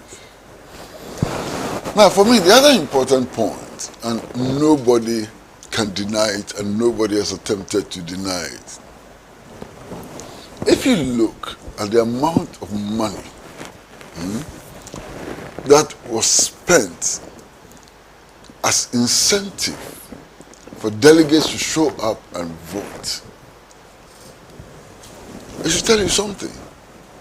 Indeed, if the New Patriotic Party had announced that anybody who wanted to vote should come and vote, you can imagine the number of NDC, CPP, PNC people who would have rushed to go and vote. Because voting was not for free. You understand? Today, 400 cedis to go and vote. Can you imagine the numbers of people who would have gone to vote? Okay, so the turnout is also not an indication of the unity of the party, the popularity of the party, and so on, because of the major incentive which was provided for people, to go and vote in the elections. Now let's put that aside. We are hearing from the contestants and their supporters that they are united behind one candidate. And sometimes they go to the extent of saying that he's the most formidable candidate, he has a vision, and so on. Rich ideas. Now, if the person elected is that formidable, is visionary, knows the answers to the problems of this country and so on, why did they then contest him? You understand what I'm saying? I mean, a candidate has been elected. Those who contested him are now telling us that he's the best candidate to lead the party to the next election. Why did they contest him then? So they contested the best candidate. They didn't want the best candidate to become flag bearer. They didn't need a visionary to become flag bearer and so on. there's a problem with this posturing. You understand? There's a problem with this posturing. Now, the campaign messages are not hidden. They are not buried. They are available. If I take your phone now, and tap 1, 2, 3, everything will pop up. Everything will pop up. I don't want to repeat some of the things that they said, as Solomon has done. Solomon has gone to the extent of repeating some of the things that they said. But some of the things that they said are really frightening. I mean, if what they said were true about the person who has been elected as flag bearer of the party, and they said, you understand, why would anybody vote for him to become president of any country, not just Ghana, any country? So that problem is there. And they have a lot to explain. I mean, those who contested Dr. Bawumia, those who described him as visionless, those who said that his academic qualifications could not translate into competence and so on, should come and tell us why today they are asking us to vote for the same person who is visionless, whose academic qualifications mean nothing, and so on. They need to do a lot more convincing. You understand? So that is also an issue that we can put aside for now. Now, it's important also to look at the figures, the results, the actual results. And if you look at the actual results, they are not comforting for the NPP and those in the NPP who want to win election 2028. You see, within the New Patriotic Party, based on the elections, it can't be argued that Dr. Bawumia's popularity has come down. In the last primary, he got around 61%. In this primary, he's getting almost 57%. Somebody must be able to explain this. How come that apparently his popularity within the New Patriotic Party is dropping? Now, in the last election, when he got 61%, I heard some of the pundits actually argue that going into an election, a national election with 61% of your own home-based support is terrible and may be an indication that he could not win the elections. Now, when the election results came, it turned out to be the most disastrous, the third most disastrous election result in the history of the Dankwa Buzia tradition. Today, it is not 61%, it's come down to less than 57%. What does that tell us about the possibility, of victory in 2028? Now, there's something else. I mean, now, there's no doubt at all, about the fact that the most credible polling organization in Ghana today is Global Info Analytics. Nobody doubts that. Okay. But beyond almost accurately predicting the outcome of the NPP primaries, they also did some pairing which was interesting. They paired Dr. Bawumia against all possible or potential candidates of the National Democratic Congress for the 2020 elections. 2028 election. Thank you. Now, it turned out that in that pairing, Mr. Julius Debra, current Chief of Staff, was the worst performing possible candidate of the National Democratic Congress for 2028. But even him beat Dr. Bawumia in the first round, 2028. These votes were around 50.2%. You understand? That should be worrying for the New Patriotic Party if what Global Info Analytics saw, and this poll was conducted in December, you understand, only 2 months ago. I mean, when he was pitched against people like Haruna Idrisu, Atu Forsen, and others, his performance was terrible. Okay. So again, it shows that there is something to worry about. On this score, we can say that, look, we still have 3 more years to go. And 3 years in political life is a very long time, and things can change. Yes, it is possible. Things can change. It is possible for what is today seen as the achievements of the Mahama administration to actually, go away. I mean, for example, we are now talking about the rate of inflation being 3.8. Nobody knows what the rate of inflation would be in 2028. Okay? Today, we are talking about the value of the cedi hovering around 10.2%, 10.2 cedis to $1 and so on. Fine. I'm not sure, I don't know, whether by 2028 that situation will still persist. Okay? Today, we are talking about debt to GDP ratio having improved significantly. Today, we are talking about how the country's debt stock has been substantially reduced. Today, we are talking about how the energy sector debt has been drastically reduced and so on. All of these are facts. And all of these are pluses for the Mahama administration. But the critical question is that, will these indicators, will these figures remain the same in 2028? If they should change, what would the implications be for the 2028 elections? As we speak now, 2028, there are so many imponderable factors, you understand, that nobody can accurately predict the result of 2028. But common sense will teach us something interesting. And I'm talking about common sense, ordinary, pure common sense.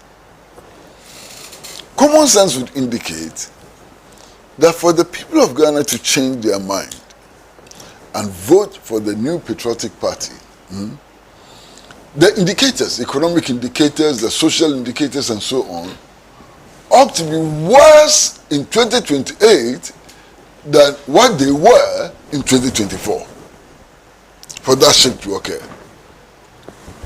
So if in 2024 the cedi is exchanging at 12.5 to $1, it would not be beneficial to the New Patriotic Party.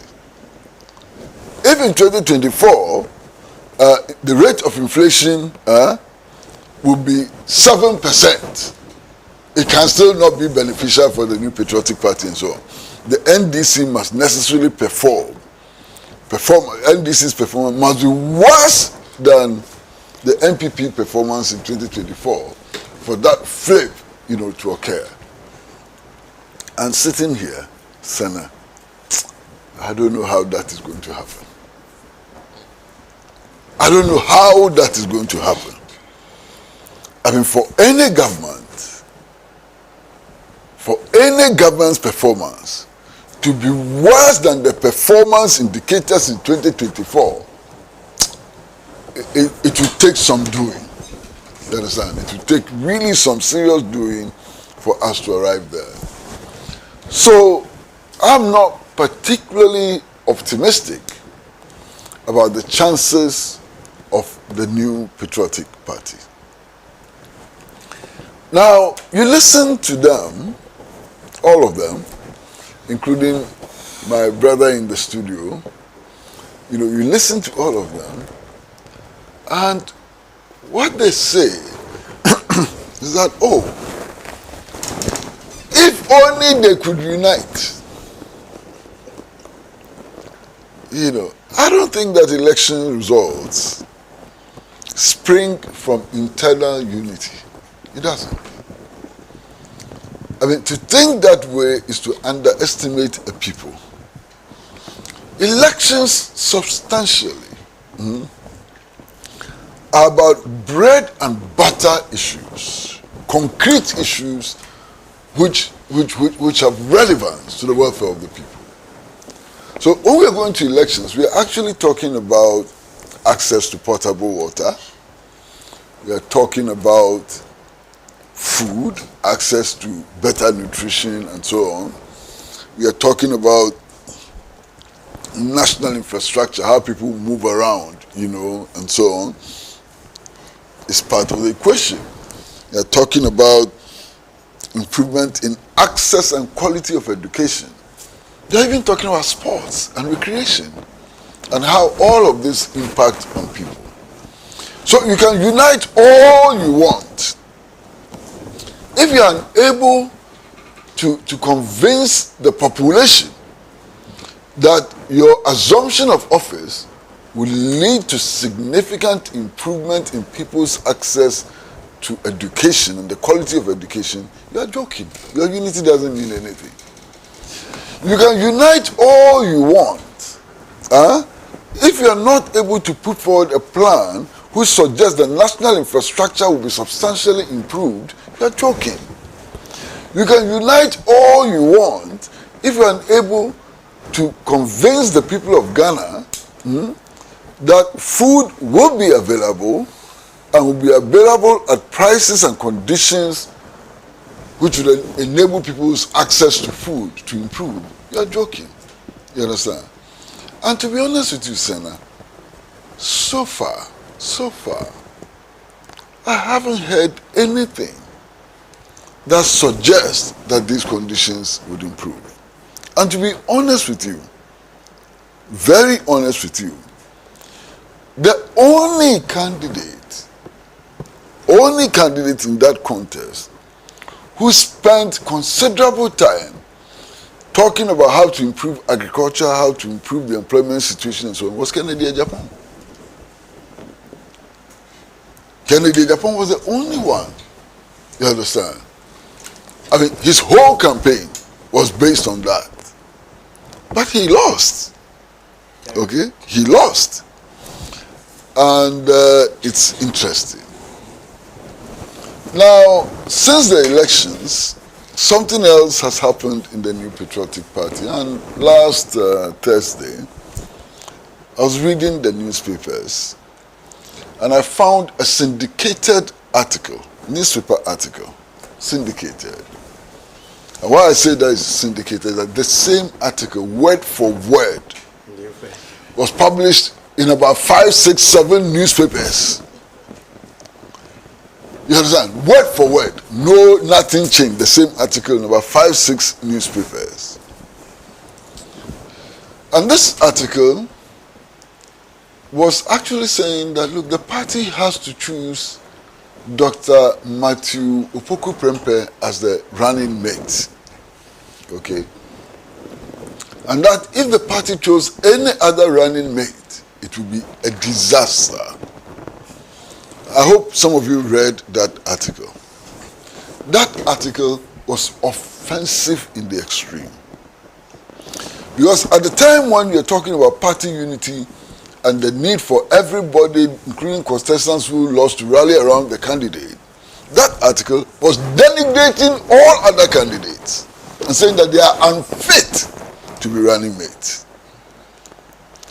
Now, if you run this kind of syndicated articles in the newspapers, how do you then expect the losing candidates to rally around when you are preaching and telling everybody that they are unfit? They cannot be running mates. They contested for flag bearership. They lost. And they are not qualified to be running mates. They are unfit to be running mates and so on. And we expect them to rally around. I mean, that's very strange. And that article was very, very damaging. You know. In any case, we've had apologies from Dr. Mahmoud Bawumia about the fact that a lot of mistakes were made in the campaign and also in government when he remained vice president or when he was vice president. Which were the errors which was made in the campaign? Did that include the selection of a running mate? And if that included, and I'm not saying it did include, I'm just asking, if it included the selection of a running mate, are they going to repeat that same mistake? I mean, I don't know. But these are the issues, these are the questions that need, to be answered now.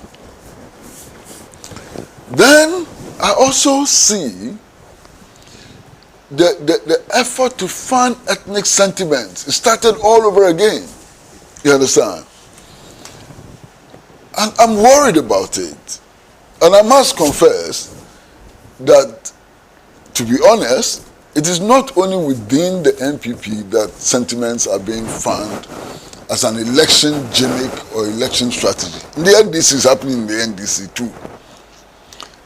But I see them in the new patriotic parties, and I'm worried. I'm asking whether really the change that we are being promised by Bawumia is true or not. There's so much emphasis on choosing an Ashanti as running mate, with the argument that Ashanti continues to be the stronghold of the party, and that if the running mate is not chosen from Ashanti, then the party will be in crisis and so on. This is ethnic campaigning. This is ethnic campaigning on the basis of ethnicity. And I'm frightened, okay? Now, while saying this, I must confess that during the week there were also similar articles which appear to have been planted in the newspapers also by elements from the National Democratic Congress. And these included articles which were campaigning for Mr. Kojo Bonsu, currently ambassador to China. And these articles emphasize the fact that he's an Ashanti. You understand? So those who planted that article and those who planted the article about Napo and so on, they are the same. Same backward thinking and so on. Now, I'm worried about the fact that ethnicity is on the rise, in our political campaigning and so on. Then there's a trend which must also be very worrying for us. Maybe not that worrying, but a trend that is noticeable. And this trend was noticeable in the 2024 campaign. The trend to distance Dr. Mahmoud Bawumia from Nana Addo Dankwa Akufo-Addo and what appeared to be the failings of his administration. It hasn't gone away. It is still there. It is still there. And I've heard his supporters, or some of his supporters, say that now the apron strings with Akufo-Addo have been cut, and cut for good, and that he will be his own man, and so on. I'm not so sure that that is a sensible way of campaigning. Because to have this as a campaign message would suggest very strongly that as vice president, he had very little influence. He could not in any way contribute to shaping policy within his own government. And you see, if as vice president he couldn't contribute to shaping policy within his own government, within cabinet and so on, how then can we expect him to help shape policy merely because, he's now become the flag bearer and so on? Because when he won, he had to go to Nana Akufo-Addo to pay obedience, obeisance, and so on. He had to go to President Kufuor and so on, which suggests that these people still have some influence within the party. And he cannot, as it were, ignore them. But then there's something else. You all remember my very good friend, Dr. Martin Opoku Prempeh's claim, which virtually said that Bawumia was the most sensible person in the last cabinet. Maybe he was.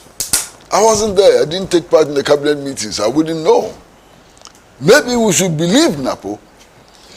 Now, if you have to believe NAPO, the question that arises is that if at cabinet meetings, he demonstrated that he was the most sensible person, that was even far more sensible than the president himself, how come that this agreement did not reflect in policy? Because you could only see his brilliance and so on if indeed he was able to convince his colleagues. He was able to do proper analysis of the issues that came before cabinet then and so on. But truth is that in spite of the fact that he was the most sensible person in cabinet as claimed by NAPO, he himself says that he made no impact. So what was the use of his sense? Sense that made no impact in cabinet? I don't know. Massa, 2028 is approaching. I'm a Ghanaian. What I want is that by the end of the 2028 December 7th election, there should be no reports of injuries and death at polling stations. By the end of the elections in December 2028, what I want to see is that we have elected a government that is focused on delivering on the aspirations of the Ghanaian people. We have elected a government that has plans to ensure that the resources of Ghana are owned by Ghanaians and exploited for the benefit of the Ghanaian people. What I want to see then is that we will elect a government which did not campaign on the basis of ethnicity, which did not tell us that Christians should vote for me because I'm a Christian, or that I was a Boy Scout, or Boys Brigade member and so on. What I want to see is a government which truly unites all of us. What I want to see is that we have a government which is not pandering, and this is a very serious issue for me, that we have a government which is not pandering to any one particular traditional authority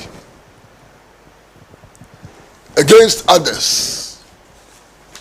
What I want to see is that we have elected a government which was paying respect to our traditions and culture and so on, understands that Ghana is a democratic constitutional republic in which there cannot be any kingdoms. You understand what I'm saying? Myself finish. Thank you. Thank you very much. Because we'll turn to one issue that has to do with naming, especially the Kotoka International, what is currently known as the Kotoka International Airport. A few comments before we get there though. This from our Facebook platform, Replay Nana Sighting, says, I would like to express my sincere gratitude to you and your panel.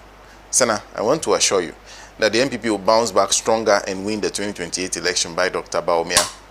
SENA, inflation has dropped to a single digit, yet still Ghanaians can't purchase anything at the market. Cocoa farmers are suffering due to lack of money to the licensed buying company to buy the beans. This shows it clearly that the NDC party is incompetent and cannot win power in 2028. From Nana for Joseph, we also Western. Allow me to do this. I beg you. I know it's not part of the normal format. Okay. But there's a certain level of deliberate miseducation of the public. And I'm happy that Nee is in the studio with us. I mean, he's professionally more competent to deal with this issue. You see, when we talk about inflation dropping, it's not about prices dropping. Inflation is the rate at which prices of goods and services rise. So if it's at 3.8%, what it means is that prices are still rising. But instead of rising at 24% as it was, it is now rising at 3.8%. So every time you hear MPP supporters saying that, oh, the prices have not come down. Inflation at 3.8% does not mean that prices are falling. Basic, simple secondary school economics.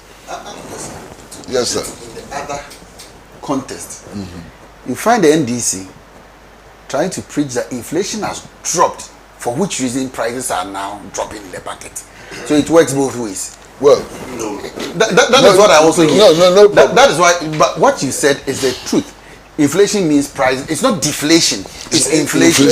So they are increasing. So reduce. Exactly. But the point people want to at times make is that the 3.1 or whatever. 3.8. It's not a you see.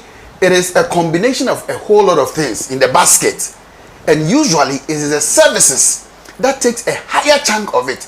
So you realize that the services aspects are so huge that you will not also get the 3.1 increment in our daily purchases.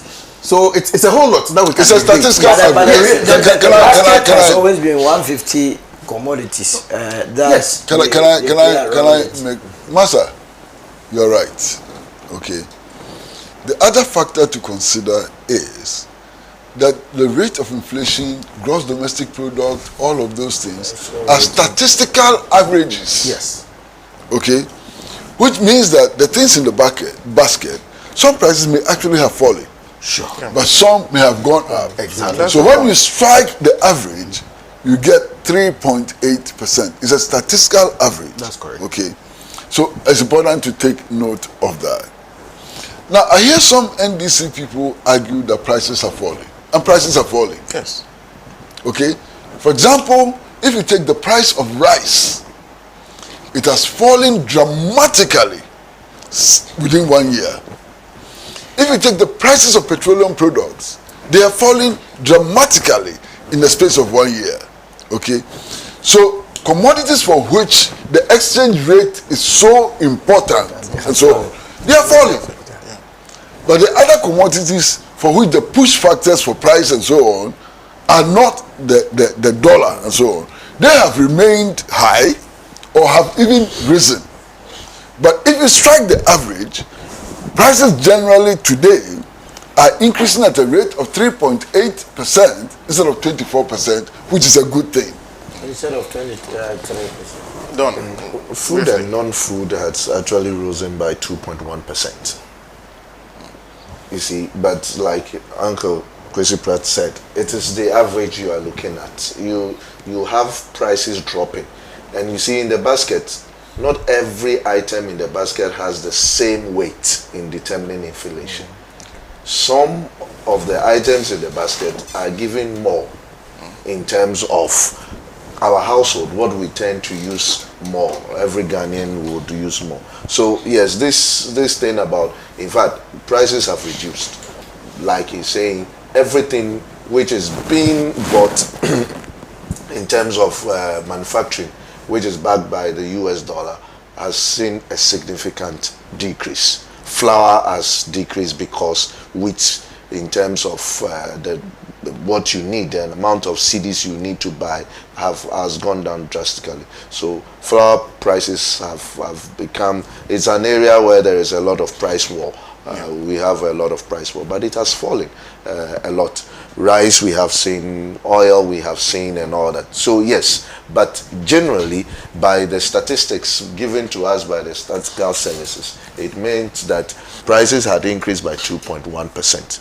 But we are looking at how prices surges upward generally, how they so you have a base, let's say 2021, which is equal to 100. So that is where we are comparing prices to, and therefore the increase is based on that, or the reduction is based on that. Okay. What it also means is that normally we look at the inflation, we don't look at the CPI index, the index itself. Okay. The index itself tells you what purchasing power you have. So although you would say that I have not earned any new income, right? My 100 cedis have gained some power enough to buy more. So yes, my livelihood is better. And we can talk about this properly. Yeah. Thank you very much. That's why I read this particular comment anyway. This one says, good morning to you. Please ask Mahama and his government to tell Ghanaians any different policy they have brought up in Ghanaian economy. It's only renaming and taking off people from their job. and silencing them, they disagree to tell Mahama to pay. Okay, let's see, 4. Okay, this one is not clear. Okay, then if Mahama can be back to Ghana as a president now, then God is faithful to Doctor to Ghanaians as our president. Matthew sent that from Prisia Huni Valley. Sent that, and Mr. Pratt, the article you were talking about is in the daybreak of Thursday, 5th February 2026. Bawumia Napotiki sales Bawumia's consistency, MPP grassroots. And a portion of it read, across MPP strongholds and swing constituency alike, party faithfuls are making a straightforward argument. Consistency wins elections. They insist that if Dr. Bawumia's central message is built on consistency, competence and credibility, then the most logical next step is to maintain the partnership that embodies those same values. In that light, the call for the Bawumia Napo ticket to be retained for 2028 is gaining momentum, not from the top, but from the base of the party. So, if you continue the article. Yes. Really so. If you have settled on Bawumia, why would you take out Napo? I mean, it's continuity. From where I sit, not going with Bawumia, Napo would even present a greater challenge to them. How are you going to explain it? They have retained you, Bawumia. You also retain him? I'll start the next topic with me. The interesting thing about this article is that the author, the person who wrote it, is not mentioned. No, but how, they have planted it. I haven't finished. Yeah. It's not mentioned. If you read the article from the first word to the last word, there's no name. Of course. That's how it's done. You know, so all the statements are attributed to sources and so on. Yes. But there's no name in the story, it's not even one name. That's the and that is why you can conclude that this is a syndicated story. Yes. This is a planted story. Yes. And really has not. Because the point is that immediately after the elections, there are people who are also pushing for Brian Bawumia ticket. Yeah. So even Kennedy Bawumia ticket. Yes. Obviously, with Napo knowing he has gone out to say that Bawumia is the wisest person, he will not sit down for these people to come and steal his position. It's a position as affair. So let them go with it. Maybe it can lead to 25% in the next election. Well, like I said, I'll start the next topic, which has to do with the change of the name of our airport with me, Yaboyanan. Then I'll. How many minutes do you have? So 5 minutes. 5 minutes on the window. Yes. It's already 11. No, actually, you can do close to 10 minutes each. There's this one who says, and I wish that you let the panel know that the profile on the currency be changed to Osajifo on the 100 and 200, and the 6 towers in smoke, who together with Dr. Kwame Nkrumah declared on the 6th March. Also, a cocoa farmer on the 5 cities. I'm Comrade John, Comrade Kojo Abompe.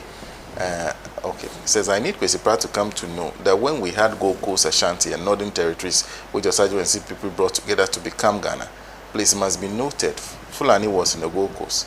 I am saying this because, okay, thank you very much for that comment. Anyway, me, on the matter of the change of name of the airport. Before I go to the change of name, I think we should educate some of the people. I've heard that issue, that, the government have not done anything. Show us what policy the government has implemented. In fact, in economics, it is seen as an active strategy, economic strategy, for doing nothing. It's called the strategy of patience. So if you say somebody has done nothing and is achieving results, then you were very poor at it, because all you needed to do then was to do nothing. Because it is not a thing to say. It's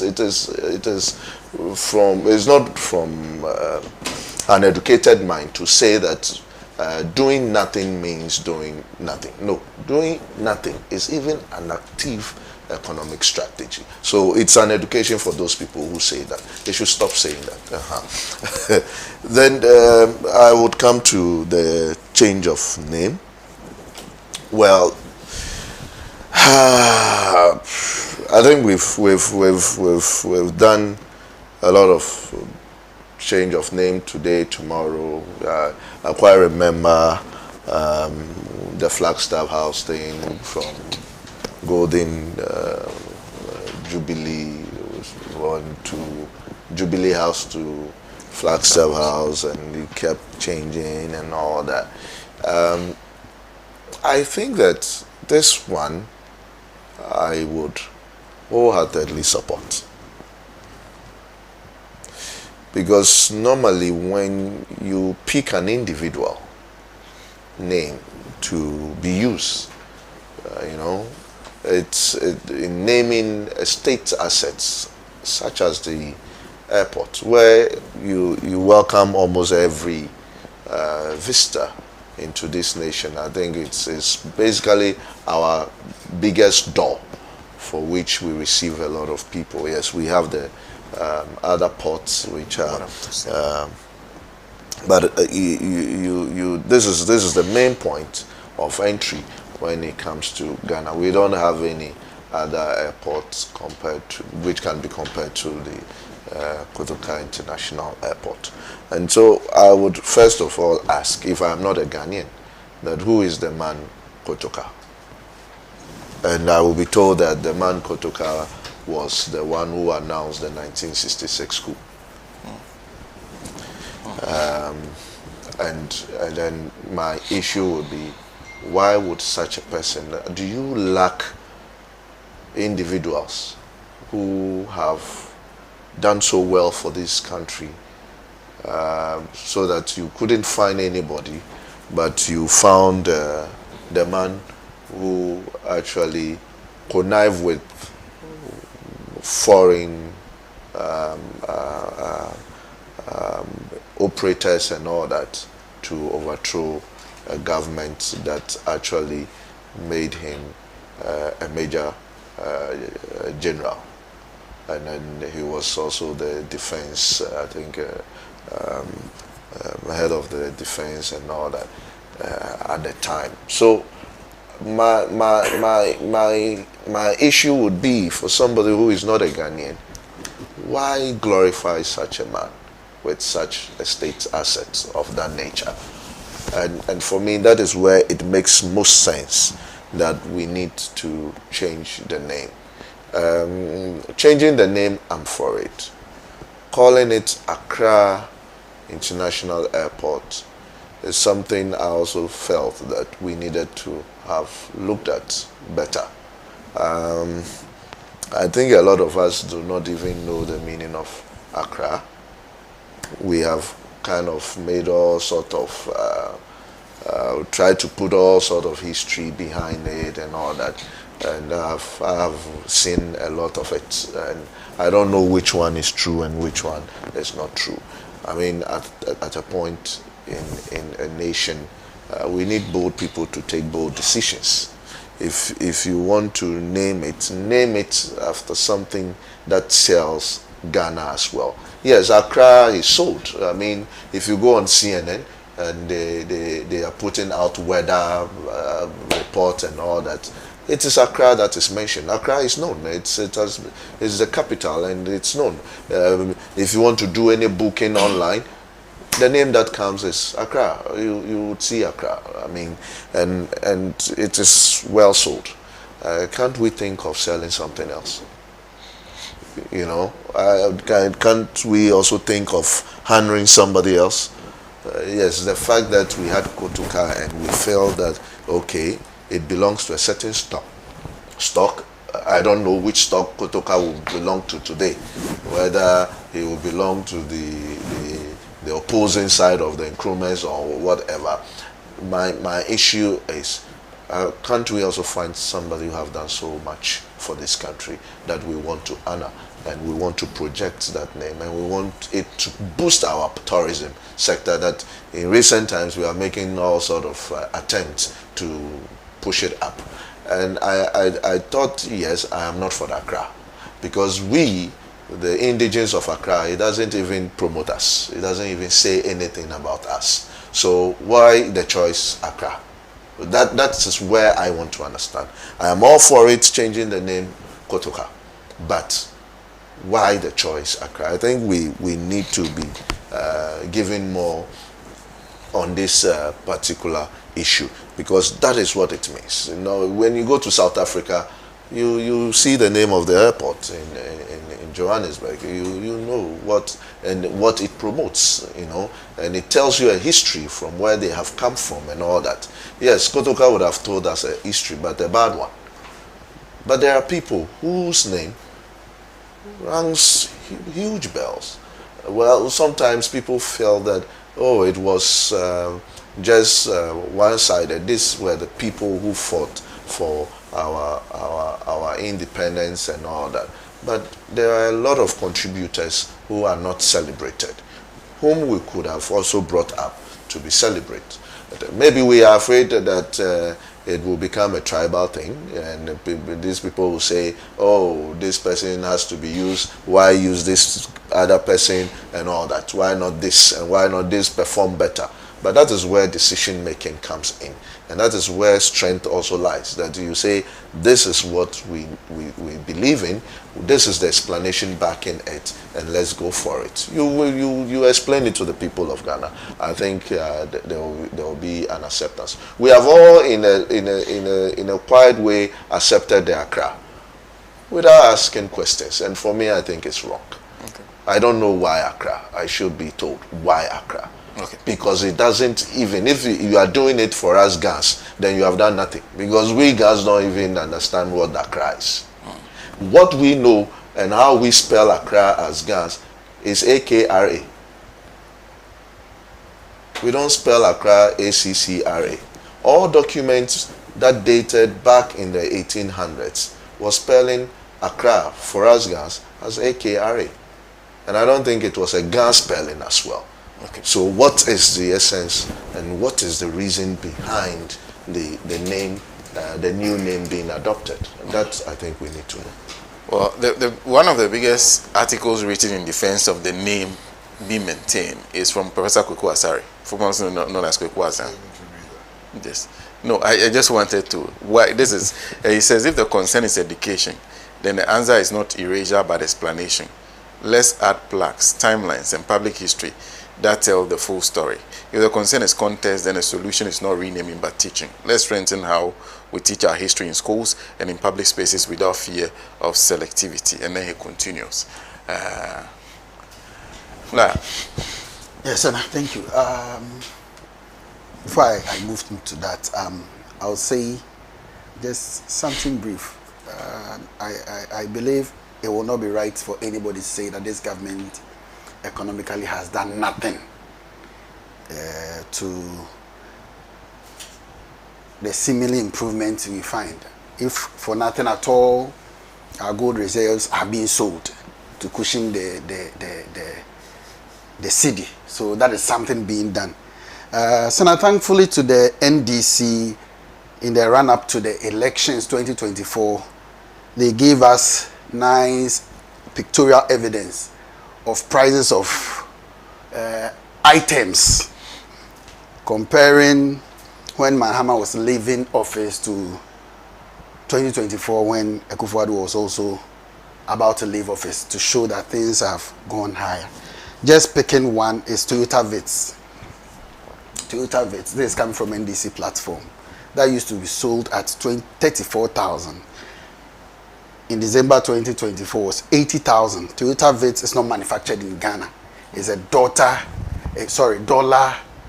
denominated something that we buy. So we use dollars. So as when the dollar was around 14 point something, we're buying Toyota Vitz at 80,000 Ghana cedis. Now dollar, thankfully, is around 10 something. And inflation is 3 point something. How much are we buying Vitz for? I leave it to viewers to check it up themselves. So it is not. I leave it to viewers and listeners to tell us how much Vitz is costing now. I leave it to them. That is my style. So they judge whether the things that we are being made to probably consume by my very good senior brother Ni is what is actually pertaining in the market. Not all dollar denominated items are going down. And your electricity prices, dollar is going down, but still it's skyrocketing. So Vitz, maybe I can tell you it's still around between 75 to it's not true. 80,000. It is not true. It is not It's true. $4,000. It's $4,000. It is not true. The duty would cost you another 40,000 or 38,000. Then I'll come for one from you. Check. You can check. I'm interested in how much you Go and find out. You can check. Somebody is giving you answer. I say no. No, I'm saying it's a no. So how much Yes, is yours? because How I know much? it's a no. How much? I know it's a no. So you go and find out. Yes, I better know. Please, that will help us. Yes, the issue of renaming the Kotoka International Airport to Accra International Airport. In fact, I really wanted to listen from my senior brother Nee first, because I'm confused as to the reason why the name is being changed.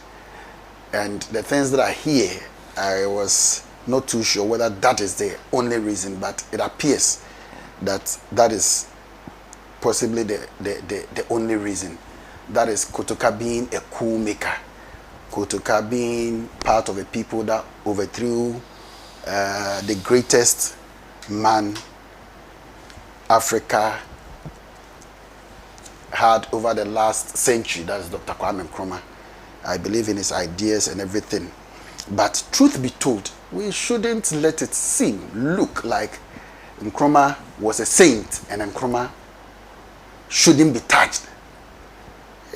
A similar thing resonates with me when you look at Akufo-Addo in his first term of governance and his final years. The NDC will always hammer on the final years of Akufo-Addo. But don't forget that Ghanaians renewed his mandate in 2020 after leading the nation so well. So, to say, if the argument is that Kotoka, and to start with, I am against coup d'etat. I am against it no matter what. So if the argument is that Kotoka was a coup maker, then we should be ready to change all monuments in this country that have been named after people who have led coup in this country, especially those who toppled constitutional regimes, like President Rawlings. His name is all over. You have the Rawlings Circle. This. So if our NDC folks are all for the change of the international airport, I expect them to advance the argument to that direction as well, unless there are other issues that are not coming up. One thing that I find, probably, and that is where my senior brother Nee ended it, is with the GANs advocating that such monuments should be named, because it's on their land, it should be named after prominent people, GANs, especially the past chiefs and stuff like that. I am all for it. I don't have any issue whatsoever against. But they should also remember that, yes, the airport or the monuments being on your land does not necessarily means that it is your resources alone that was used in developing them. So what has been taken from you will be your land. That is your contribution. What about the building of the monument? What about the people who farmed their cocos and their cocoa, the profits thereof were used to fund them? So if you say that it should be named after you because it is your land, just for that reason, I think it should be problematic. I heard Eric Ejay, I think he's a spokesperson for Ghana Dangbe Youth also. Yes, I heard him over the week saying that if the Kumasi International Airport has been named after a chief, that is Nana Prempeh, Ajiman Prempeh the First, and therefore the Accra Airport should also be named after a Ghana chief. If they are not naming the Accra Airport after a Ghana, then they should go and change the Kumasi one. I think he has a strong point. He has no point at all. No. Please let me learn. He has a strong point in as far as using the names of people are celebrated heroes for monuments of that nature. But if you make the argument that if the Kumasi one is not changed, if we don't change from Accra to maybe Ni so and so, maybe Ni Anan International Airport, then the Kumasi one should be changed. Then it means you don't have any good cause for fighting for what you want us to believe that you are fighting for. That is the issue I have with him. We are building a nation, and therefore we should look at it in that light. Let me provoke the discussion a little bit at this point. Kotoka's name being there, the people who named it after Kotoka were happy doing that, and the name has remained till now. We find it's wrong that he was a coup maker, and therefore the name should be changed. That's why I started by saying that yes, I believe in Dr. Kwame Nkrumah, but we shouldn't let it seem as if he was a perfect man. During the dying moments of Dr. Kwame Nkrumah, from what I have read, I believe he was not as perfect as some wants us to believe. A typical example, yes, PDA was lawful, and I know Uncle Kwesi laugh. It was, yes, within our laws, but not all things that are lawful are permissible. That is what I will say. So let us know that in the dying days of Nkrumah, this I have read that even the Ghana flag, the CPP flag, became the flag of the Republic. And then Ghana was virtually turned into a one-party state. So if you, like for example, I was having a discussion, what one NDC person, no, CPP person said was that because of the bombing he needed to do that, that is why we have Guantanamo Bay, that's the name, Guantanamo Bay, yeah. That the Americans are sending people there without trial. Is that the best way to lead as leaders? So I cannot agree with that point that because people, which is a very bad thing, wanted him out, he could fashion the law in such a way that it was going to suit him alone for him to remain as a president forever. If, for example, President Mahama, people are after his life, does it mean we should pass an act like PDA? Does it mean that we should turn the country into a one-party state whereby the NDC flag will be the flag for the Republic?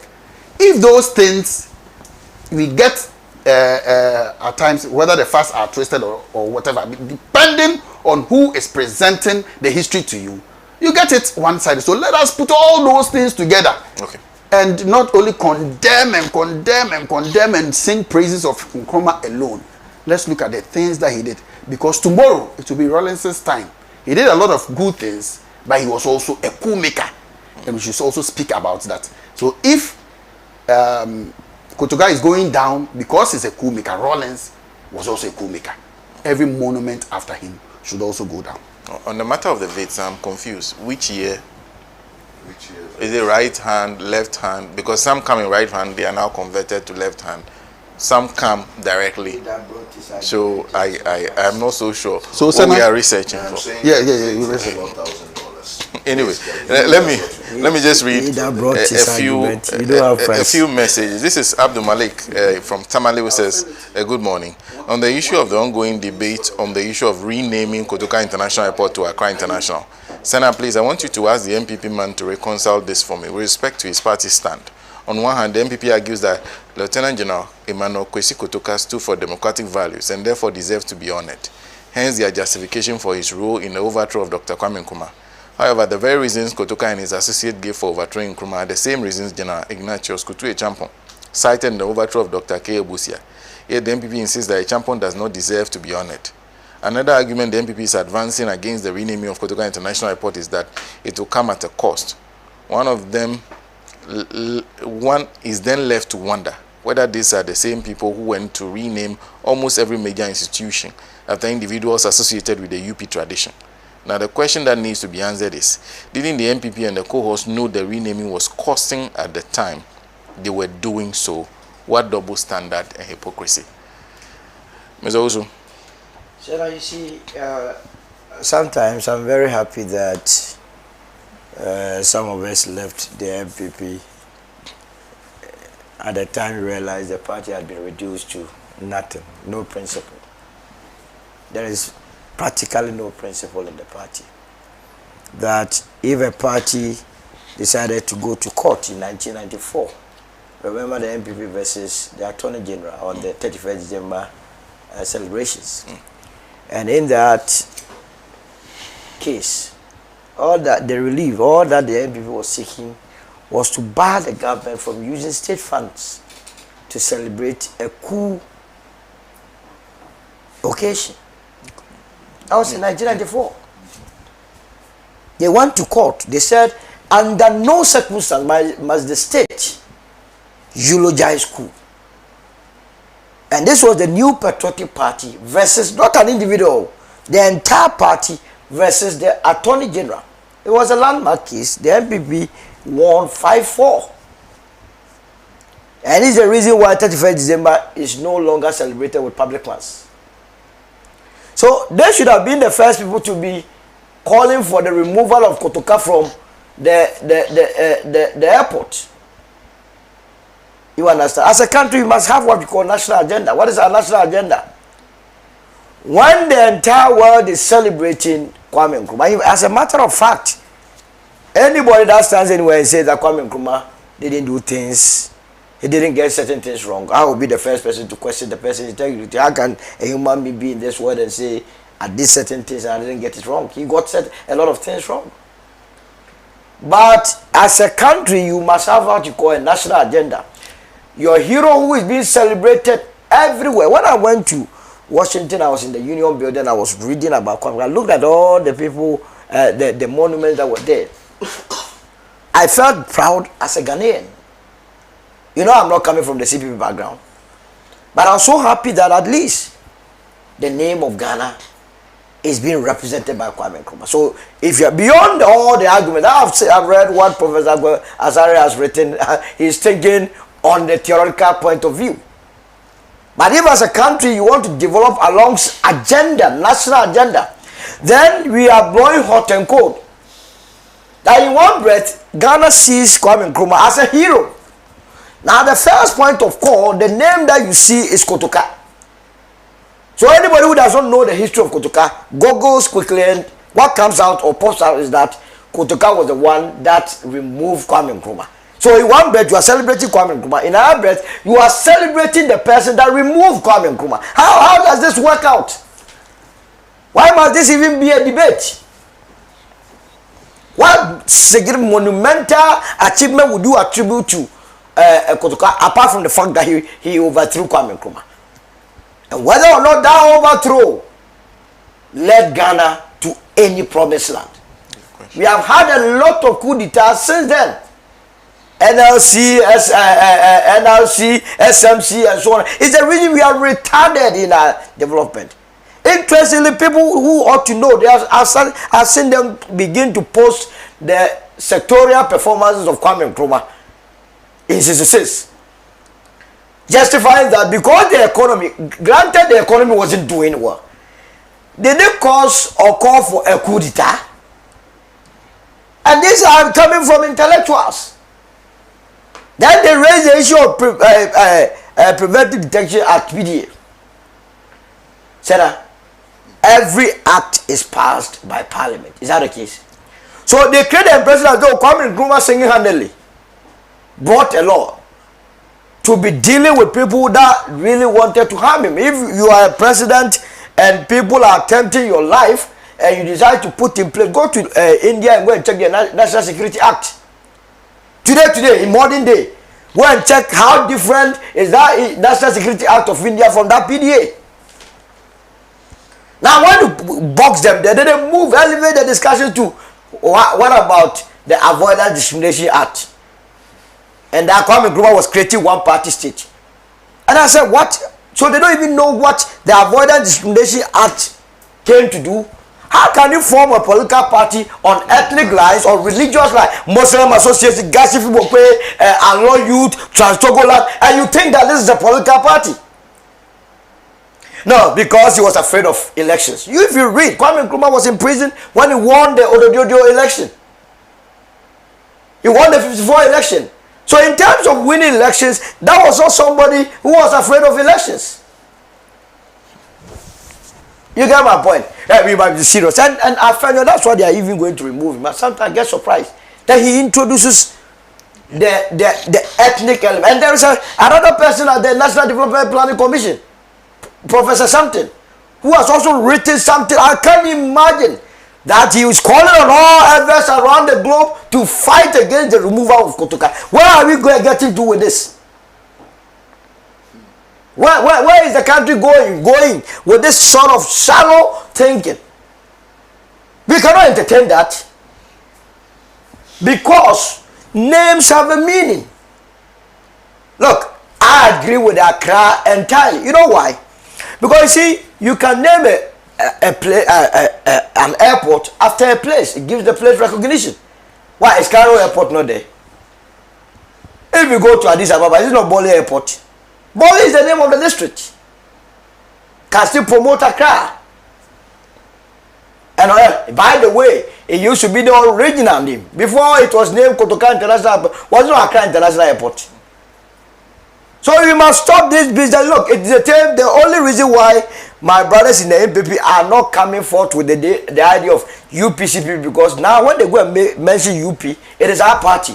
It advantages us. So they even go there to even promote us. By the way, let me use this opportunity to address a fundamental flaw with my brother Sebe. Look, the United Party is not always praising government. Let me tell you something. And see, you are not following well. When you are an opposition party, you are supposed to behave responsibly. You don't just criticize an administration for criticizing. In fact, between the MPP and the United Party, we have, as it were, criticized this government more than them. Look, I remember the first time they mentioned the name of Guzitano as the one in charge of 24-hour economy.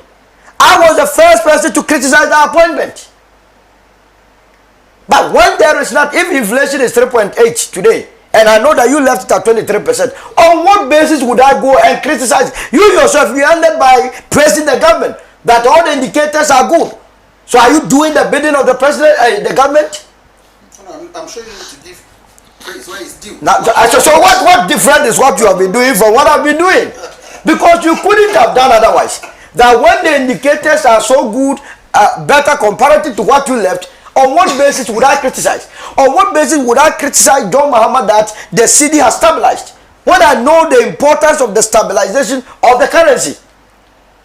Your own people, they are unable to defend. What they say is that, why is it that the Bank of Ghana has invested close to 10 billion into the economy to stabilize? I say, hey, where are these people coming from? So you are a government, when you know that Article 183 or so tells the guy and mandates the Bank of Ghana to, as it were, ensure the stability of the currency.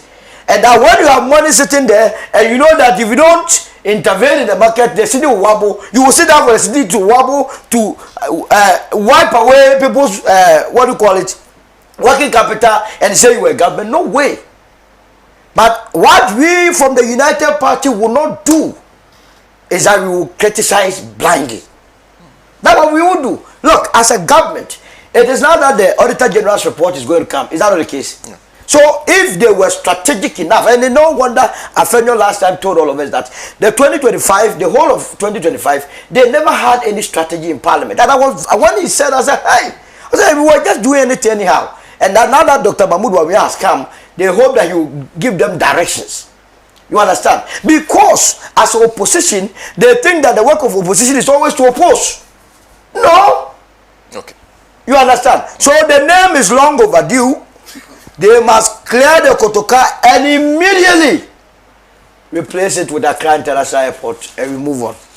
Thank you. Thank you. Thank you very much. Just something small. Yes. He mentioned something, and I hear a lot of people making those mistakes. When you want to mention the performance in terms of inflation of a particular era, you actually have to mention the lowest and then the peak. So I should have gone with the 54. You shouldn't say they ended at 23%. You say that the lowest inflation in their era was probably 7.8, and then the highest, the peak of it. So I should have gone for the 23 and then the 54. I remember charitable. I'm just saying that is how. Charitable. A few things. He is rather being. Thank you. This Constance Kwa, who says greetings are done. Please, Rollins has nothing to his name except the Rollins Park. The park was named after Rollins by Makola traders because Makola #1 was demolished by Rollins. It's not constitutional. Let me, man should know this.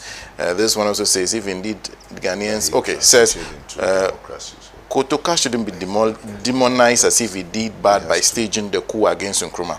Kotoka was deceived by the elements of the UP political tradition then, not necessarily. 1 year after the shameful coup, Kotoka saw the deceit and wanted Nkrumah back, but he was killed to stop his dream of bringing Nkrumah back Nkrumah. So let's sympathize with Kotoka as he was being used by the elements of the UP political. I don't know a lot about that. So, Mr. Pratt, over to you. Well, I mean, there's so little time that it's impossible to do a comprehensive analysis of this matter. So I'll start by stating that I am 500% in favor of changing the name from Kotoka International Airport to Accra International Airport. 500% in favor of that decision. What I reject is the ethnic analysis, is the base, childish, stupid ethnic analysis which has found its way into this debate. So those who use ethnic analysis to justify the change have a problem. And those who use ethnic analysis to attack the change also have a problem. We are building one Ghana.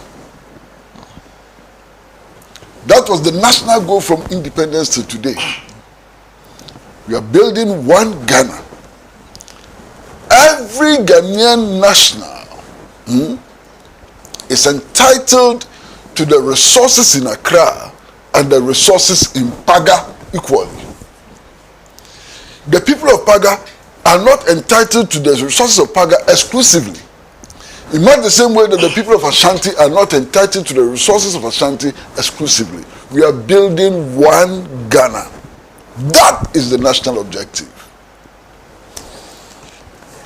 Look, it's important, as Solomon Owusu said, to recognize the MPP's own recent history. Yes, the MPP went to court and got a court decision saying that all coup d'etats should not be celebrated. That's a decision which the MPP instigated, that all coup d'etats. It was not just the decision. The MPP went ahead and changed Sankara Circle to Obechebi Lante Circle. So the MPP went ahead and took practical action to change the names of structures and places named after coup plotters and persons who executed coups. That is why today we have Akwaje Park instead of Sankara, Akwaje Interchange instead of Sankara Interchange. So if the MPP is to be consistent, it cannot be opposed to this proposal from the Mahama administration. Consistency requires that it toes the line. Now, there is something else which is very significant, and my brother has also mentioned it, that Nkrumah was not an angel. You know, the Preventive Detention Act was whatever. Fortunately, my brother, you are a lawyer. Show me one country, and I mean one country in the world, who does not have a Preventive Detention Act today.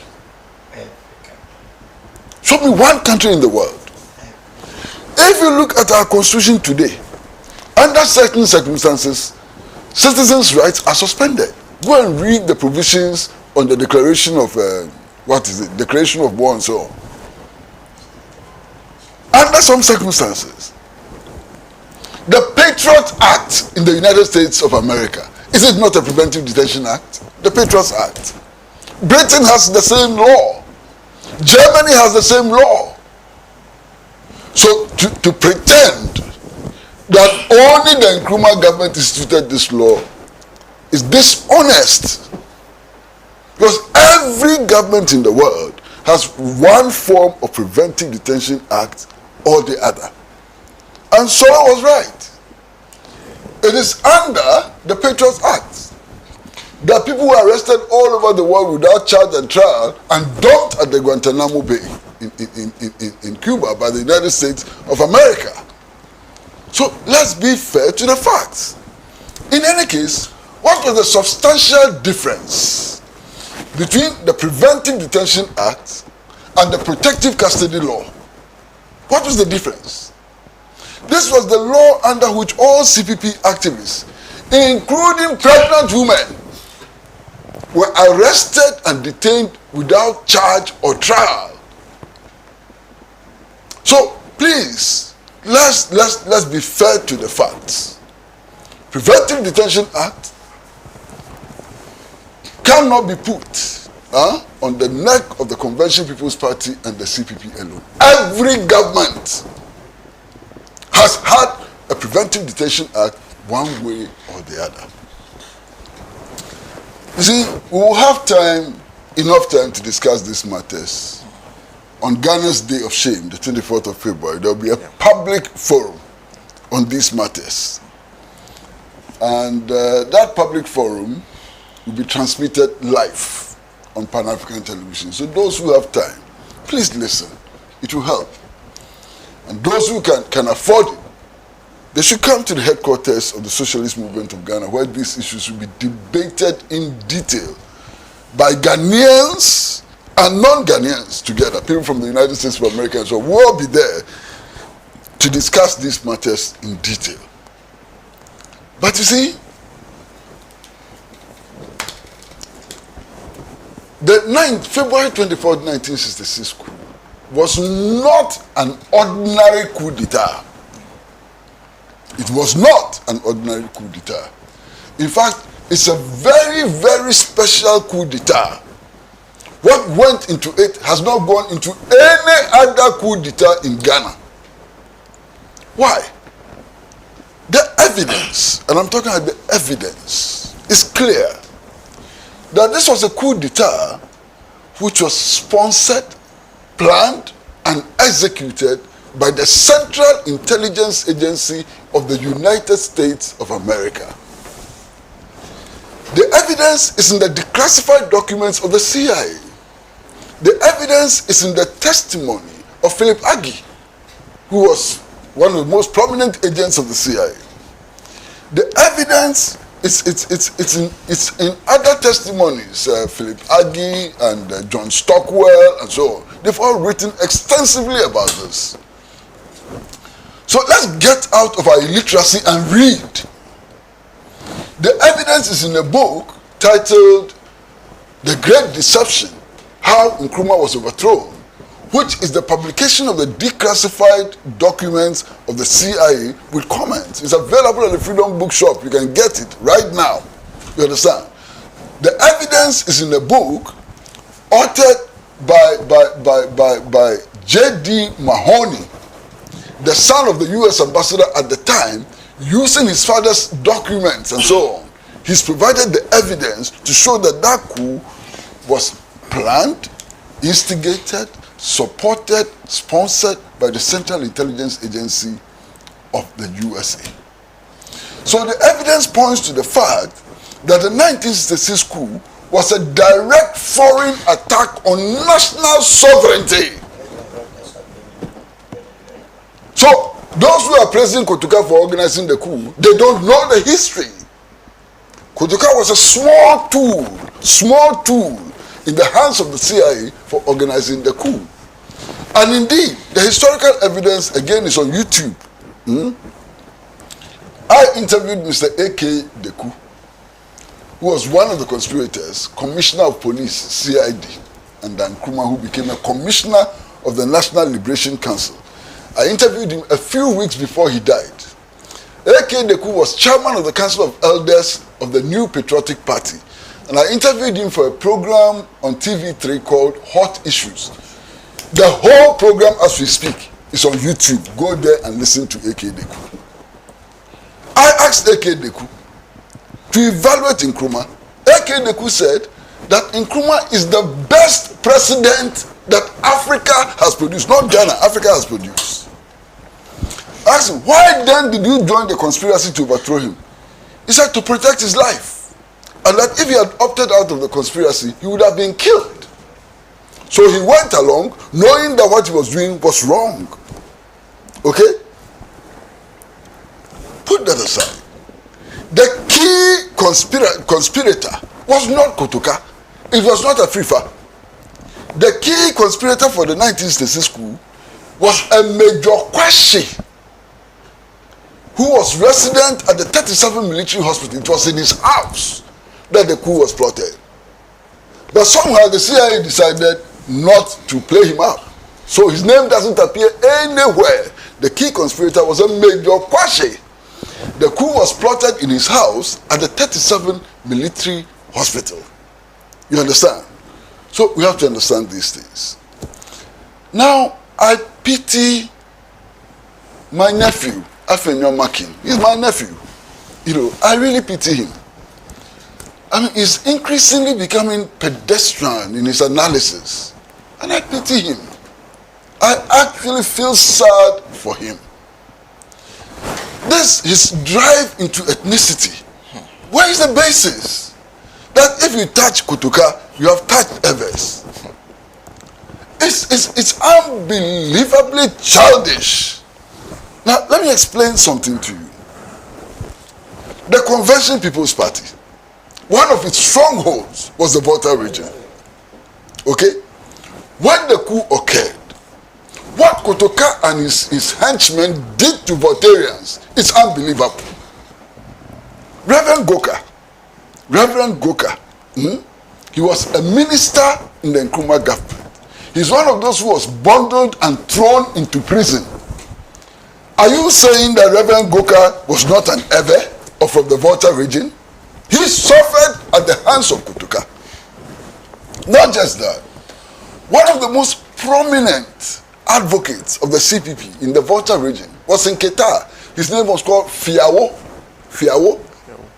His son became one of the big journalists in this country working for the Ghanaian Times and so on. Let them tell you their story about how they were treated after the 1966 coup, and come and tell me that Voltarians will go and struggle because Kotoka's name is being removed. Why?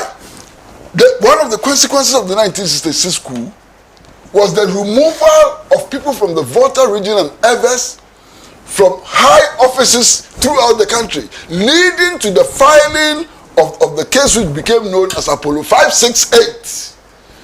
The leader, the person who mobilized and filed the case was called Salah. He was from the Volta region. To stop this nonsense. Do you know people in the Volta region who suffered? Check. The facts are there. The history is there. People in the Volta region suffered. They really were punished for supporting Nkrumah.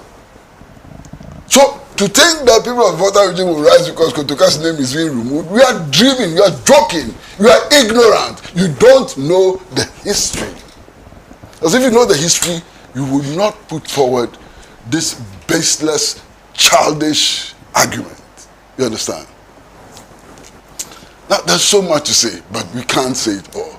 Thank you. But listen, my brother, and listen very carefully.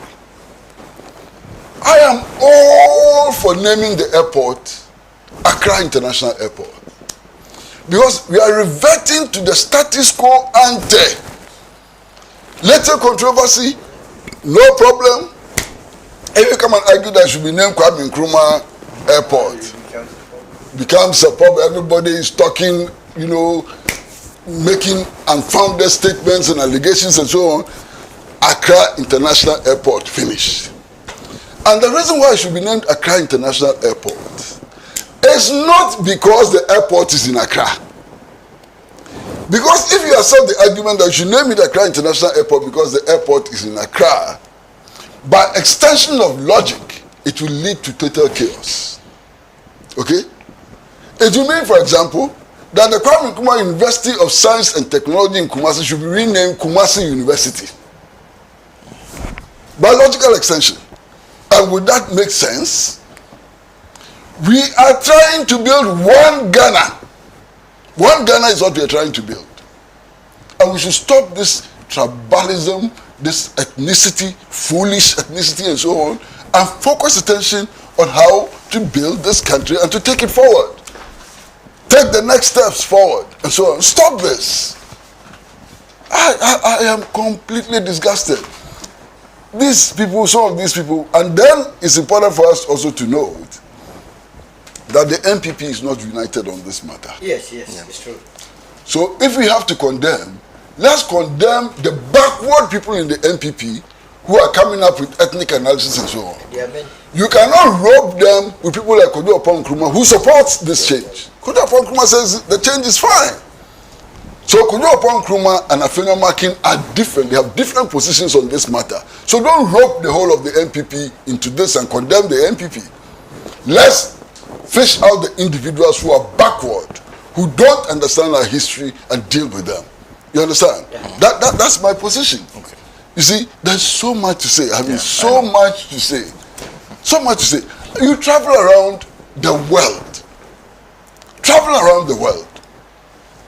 There's nowhere in the world that I have been that there's no monument honoring Nkrumah. You go to Guinea.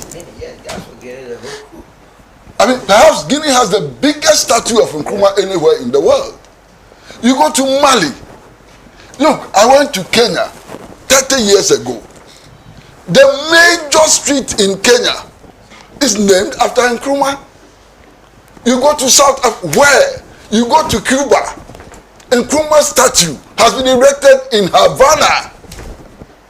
What's wrong with us? You come to Ghana, go to Kenya. What is wrong with us?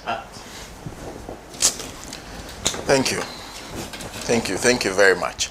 Anyway, that concludes our show for today. Just on the issue of the question you asked about, that's why I said it's difficult to answer your question on the VITs matter. Because this is someone says 2024, the price of Toyota VITs in the Ghana market varied significantly based on the model year, condition, locally used or foreign used, and registration status generally ranging from 55 Ghana cedis to over 135 Ghana cedis. Here's a breakdown of Toyota VITs price range in Ghana for 2024. Older model, local use 2009 to 2011, range between 55,000 Ghana cedis and 75,000. Yusuf sent that from Upper West. The person that brought this debate, he doesn't have any price. That's why I'm saying that it's difficult when you say when you say yeah. This is now 50,000. That's what. No, but what is your price? That's what you want us to believe. No. Just say what it is. I gave a question. I left it for the viewers. But no, it is. I brought it up. So it means you have a price. No, yes. No, that's not what I'm. No, because you said me was wrong. You said me was wrong. I have a price, but I what is your price? So what is your price? What is your price? Thank you very much. And I hope that settled the matter on the matter of Kotoka International Airport and Accra International Airport. I completely agree with the name change. It doesn't make sense. Because someone is coming from Singapore. When they say Ghana, it says Nkrumah. Lands in Ghana, first thing says Kotoka International Airport. Who is Kotoka? The man who overthrew. It sounds like you will have a problem. So it sounds some way. Yeah. To be very frank, I really do support the name change. And I'll fight anybody who says I should fight against the name change because I'm ever. No, it doesn't make sense. It's not sensible at all. Anyway, a big thank you to Kwame Kwesi-Prajina, who is General Secretary of Socialist Movement of Ghana. Nowadays, we limit it to that. Because there are so many things we could have said in addition whenever we are describing him. And he also prefers to be typically Kwesi-Prajina. You can add comrade to it. He will acknowledge it. Thank you as always. And of course, a big thank you to Solomon Owusu, who is the Director of Communications of the United Party, UP+. Me, Yaboyanan, from Odododiodio. Simple. financial analyst, member of the NDC, and of course, as always, wonderful seeing Kwesi Kwachi Sebe, who I don't know, he's always probably connected. He says on any day he will choose Kennedy as the phone, a member of the MPPs. And we hope you'll be coming more often on this program. Communications team. It's wonderful to see you. I know Solo will never stop the charm offensive, and of course, always trying to lobby those of you supported, particularly Kennedy. They are joining in their thousands. I am SENA NOMBO with Mr. Segbefia taking videos of us that he will post on social media. We'll say enjoy the rest of your weekend. Have a lovely week. We'll see you same time next week. A big thank you to my production team and also the technical team for the fantastic job. A big thank you to the many stations across the country that carried us live. We're live on Pan-African Television, live on Radio Go, live on social media. The handles are our Pan-African Television. Happy birthday to Amos Blessing Amose, who is Greater Accra Regional Youth Organizer of the National Democratic Congress. Of course, they are doing the Ayawaso East primaries today to select a candidate for the upcoming by-election. Don't forget, they won that seat, but the Member of Parliament passed on Saturday, so he has to be replaced, and they are choosing a parliamentary candidate today for the upcoming by-election. We'll see you.